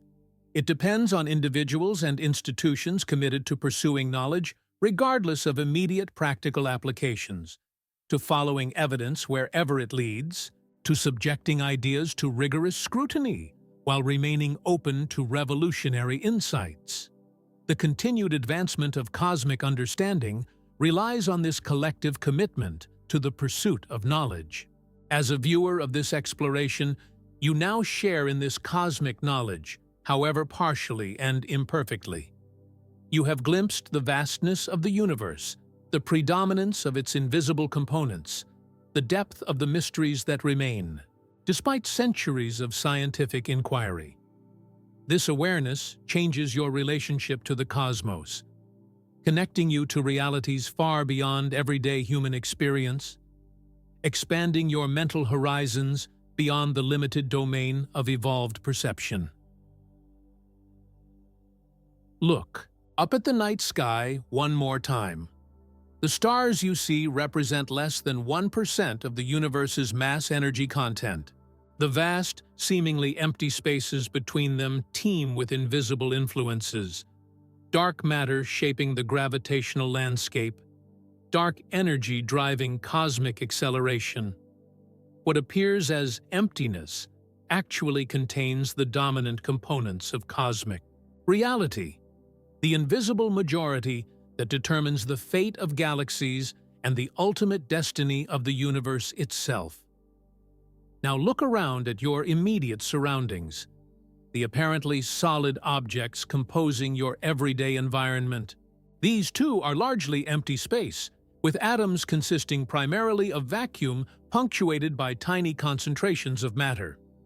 The apparent solidity you experience comes not from physical contact between impenetrable objects, but from electromagnetic forces repelling electron clouds from one another. Your sensory experience of the physical world represents a user-friendly interface rather than direct access to underlying reality. This double revelation, that both the cosmic scale and the microscopic scale differ radically from how they appear to human perception, highlights the constructed nature of everyday experience. What you perceive as reality has been filtered, processed, and interpreted by neural systems evolved for survival in a particular environmental niche, rather than for direct access to fundamental truth. Your senses and cognitive capabilities provide a pragmatic interface with reality rather than a complete or unmediated representation of it. Yet through science, mathematics, technology, and collaborative knowledge accumulation, you have transcended these evolved limitations, glimpsing aspects of reality far beyond what natural selection equipped you to perceive directly. You have detected particles that exist for less than a billionth of a second, mapped the afterglow of the Big Bang, measured the accelerating expansion of the cosmos, inferred the existence of dark components that comprise most of the universe, yet remain invisible to direct detection. These achievements represent one of humanity's greatest intellectual triumphs, the capacity to recognize perceptual limitations and develop tools and frameworks for seeing beyond them. The dark cosmos, that invisible majority comprising 95% of cosmic reality, stands as both humanity's greatest scientific challenge and its most profound philosophical puzzle. It reminds us that reality is under no obligation to conform to human intuitions or to reveal itself in ways immediately comprehensible to minds evolved for very different purposes. It challenges us to develop new conceptual frameworks, new mathematics, new modes of understanding that can approach aspects of existence fundamentally unlike those we evolved to perceive. This challenge isn't cause for despair, but for wonder. Wonder at the vastness and complexity of cosmic reality. Wonder at the remarkable human capacity to detect the undetectable and to comprehend the seemingly incomprehensible. Wonder at consciousness itself. This extraordinary phenomenon through which collections of ordinary matter become aware of themselves and their cosmic context. The universe may be mostly dark to human perception, but through science, mathematics, and determined inquiry, we illuminate its mysteries, mapping territories our unaided senses could never explore. And so we stand at the threshold of cosmic understanding, having glimpsed enough to recognize the magnitude of what remains unknown, having developed tools powerful enough to detect the invisible majority, yet still struggling to comprehend its fundamental nature. This position, knowing enough to know how much we don't know, represents not failure, but progress, not ignorance, but a more sophisticated understanding of the boundaries of human knowledge and the vastness of what lies beyond those boundaries. The story of cosmic exploration remains unfinished, not just because scientific inquiry continues, but because the universe itself continues to evolve. Cosmic structures continue to form and transform. Fundamental mysteries continue to challenge human understanding. Each generation adds new chapters to this cosmic narrative, developing more powerful instruments, more sophisticated theories, more comprehensive frameworks for understanding reality at its most fundamental level. Each advance illuminates previously hidden aspects of the cosmos, while simultaneously revealing new mysteries to be explored. What role will you play in this ongoing cosmic story? Perhaps you will contribute directly to scientific research, developing new theories or technologies for investigating dark matter and dark energy. Perhaps you will communicate these discoveries to broader audiences, translating complex science into forms accessible to non-specialists. Perhaps you will integrate cosmic awareness into art, philosophy, or cultural expression, exploring the implications of these discoveries for human self-understanding. However you engage with cosmic knowledge, you become part of humanity's grandest intellectual adventure, the quest to comprehend the reality we inhabit. This quest knows no ethnic, national, or ideological boundaries. It represents a genuinely human endeavor, drawing on contributions from diverse cultures and traditions, uniting people across spatial and temporal distances in a shared project of cosmic understanding.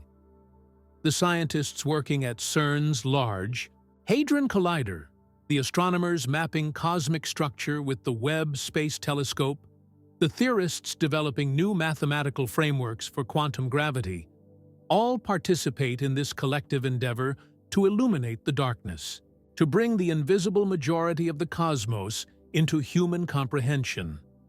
You now share in this cosmic community, this fellowship of inquiry stretching across generations and geography.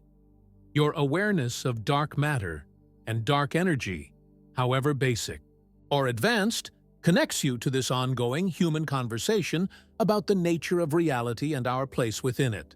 Your questions, your wonder, your desire to understand, these echo the same fundamental curiosity that has driven cosmic exploration from humanity's earliest stargazing to today's precision cosmology. The questions we've explored in this journey about the nature of dark matter and dark energy, about the origin and fate of the universe, about the relationship between consciousness and cosmos, have no final answers. They represent ongoing areas of inquiry, frontiers of understanding that continue to advance through dedicated research and theoretical innovation. The provisional answers we currently possess will undoubtedly be refined, revised, perhaps even revolutionized by future discoveries and insights.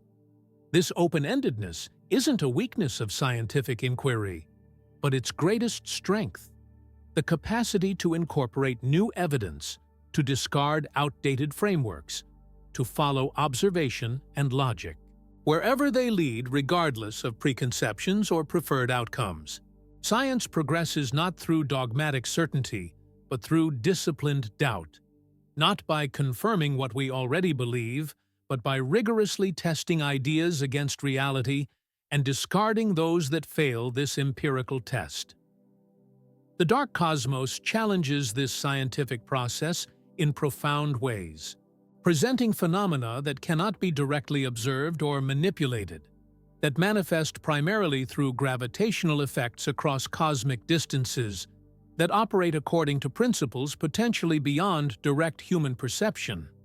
These challenges have inspired new approaches to evidence and inference, new experimental technologies, new mathematical frameworks for understanding reality at its most fundamental level. The invisible cosmos has pushed science itself to evolve, developing tools and methods capable of illuminating what cannot be directly seen. As we approach the conclusion of our journey, let us consider one final unsettling question, one that circles back to where we began, but with a deeper cosmic awareness. What if we've been asking the wrong questions all along? What if dark matter and dark energy aren't exotic substances to be detected or new forces to be measured, but manifestations of a more fundamental misunderstanding about the nature of reality itself? Perhaps these cosmic components represent not things to be found, but conceptual frameworks to be transformed. Hints that our basic categories of understanding, our notions of substance and force, matter and energy, might be inadequate for comprehending reality at its deepest level.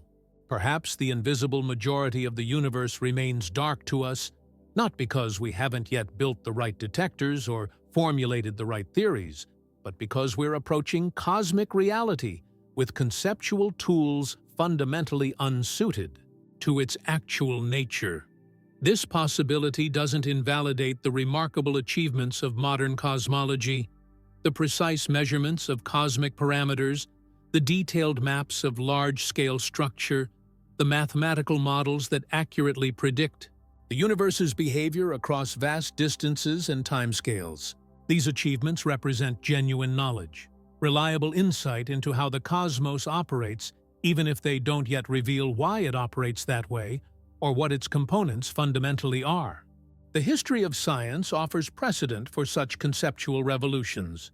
Newtonian mechanics provided remarkably accurate descriptions of motion and gravity without revealing the underlying connection between space, time, and matter later revealed by Einstein's relativity. Quantum mechanics offers extraordinarily precise predictions about subatomic behavior without settling fundamental questions about the nature of reality at the quantum level. Perhaps our current understanding of dark matter and dark energy represents a similar stage. Mathematically precise descriptions that accurately predict cosmic behavior without yet revealing the deeper reality from which these phenomena emerge. This perspective invites a certain cosmic humility, a recognition that our current scientific frameworks, impressive as they are, may represent just the surface layer of a far deeper understanding yet to emerge. The invisible cosmos may eventually be illuminated not just by more powerful instruments or more sophisticated mathematics, but by fundamentally new ways of conceptualizing reality itself. Approaches that may seem as counterintuitive to us as quantum mechanics would have seemed to 19th century physicists or relativity to scientists trained in Newtonian absolutes. Yet this humility doesn't diminish the value of ongoing scientific inquiry or the remarkable achievements of modern cosmology. Each generation pushes the boundaries of understanding a little further, developing more comprehensive theories, more precise measurements, more sophisticated tools for investigating cosmic reality. Each advance illuminates another aspect of the darkness, brings another piece of the invisible cosmos into human comprehension, adds another chapter to humanity's greatest intellectual adventure. And you, conscious entity contemplating these cosmic mysteries, participate in this adventure. Simply by engaging with these ideas, by allowing your mind to reach beyond everyday concerns toward the grandest questions of existence. Your awareness, however basic or advanced, represents one node in humanity's collective attempt to comprehend the cosmos that spawned us. One instance of the universe coming to know itself through beings composed of its own substance. The journey of cosmic understanding will continue long after this exploration concludes, through ongoing scientific research, through philosophical inquiry, through art and literature and cultural expression, through countless conversations among people, gazing up at the night sky and wondering about the nature of reality. Each contribution, from the most sophisticated scientific paper to the simplest expression of cosmic wonder, adds another thread to humanity's tapestry of cosmic understanding.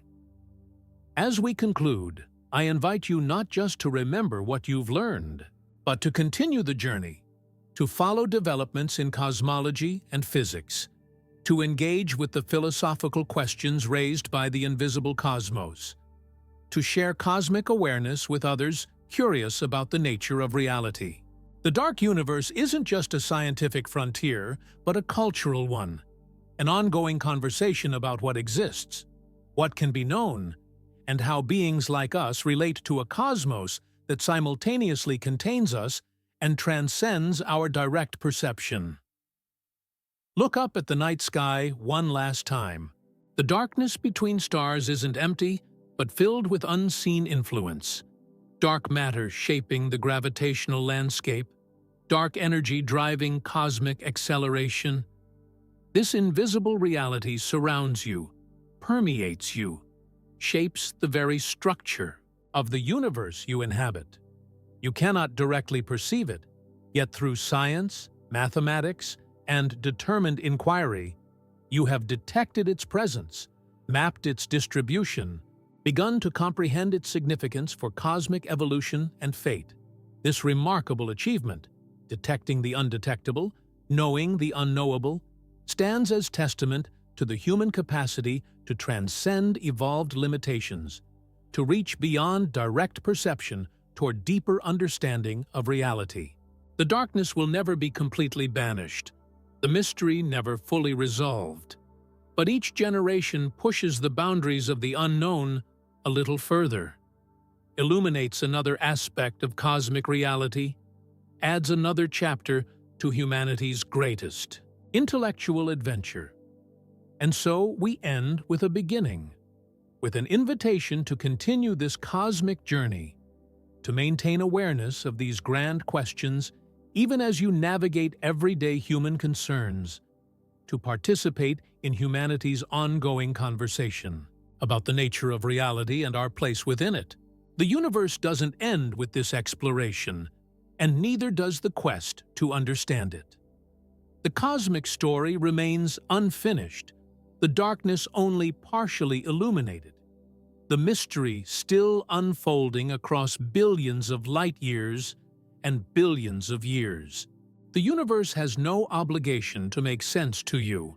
Its vastness and complexity, its invisible components and mysterious forces, its quantum paradoxes and relativistic curvatures, all existed long before human consciousness emerged to contemplate them and will continue long after human civilization has ended. Yet through science, mathematics, philosophy, and determined inquiry, you have glimpsed aspects of cosmic reality far beyond what evolution equipped you to perceive directly. You have detected the presence of dark components that comprise most of the universe, yet remain invisible to direct observation. You have mapped the invisible, quantified the intangible, begun to comprehend the incomprehensible. The darkness beckons. The mystery continues. The journey never ends. But perhaps, just perhaps, neither do you. For if consciousness represents one way the universe achieves self-awareness, one mode through which collections of matter come to know themselves and their cosmic context, then your awareness participates in something that transcends individual existence, the ongoing awakening of the cosmos to its own reality. The universe has taken 13.8 billion years to produce beings capable of contemplating its nature, mapping its invisible components, theorizing about its origin and fate. Your consciousness, whatever its ultimate nature, represents one node in this cosmic awakening, one instance of the universe coming to know itself through beings composed of its own substance. And in that sense, while your individual existence remains cosmically brief, the awareness you embody connects to something much vaster, the universe itself achieving self-knowledge through the beings it has produced. When you contemplate the cosmos contemplates itself through you. When you marvel at cosmic mysteries, the universe experiences wonder at its own nature. When you recognize the limitations of human perception, yet reach beyond them through science and reason, the cosmos transcends its own boundaries through one of its most remarkable creations: conscious beings capable of detecting what cannot be directly observed and comprehending what cannot be directly experienced. The darkness surrounds us. The journey continues. The story remains unwritten. And you, conscious entity contemplating cosmic mysteries, have a role to play in its unfolding.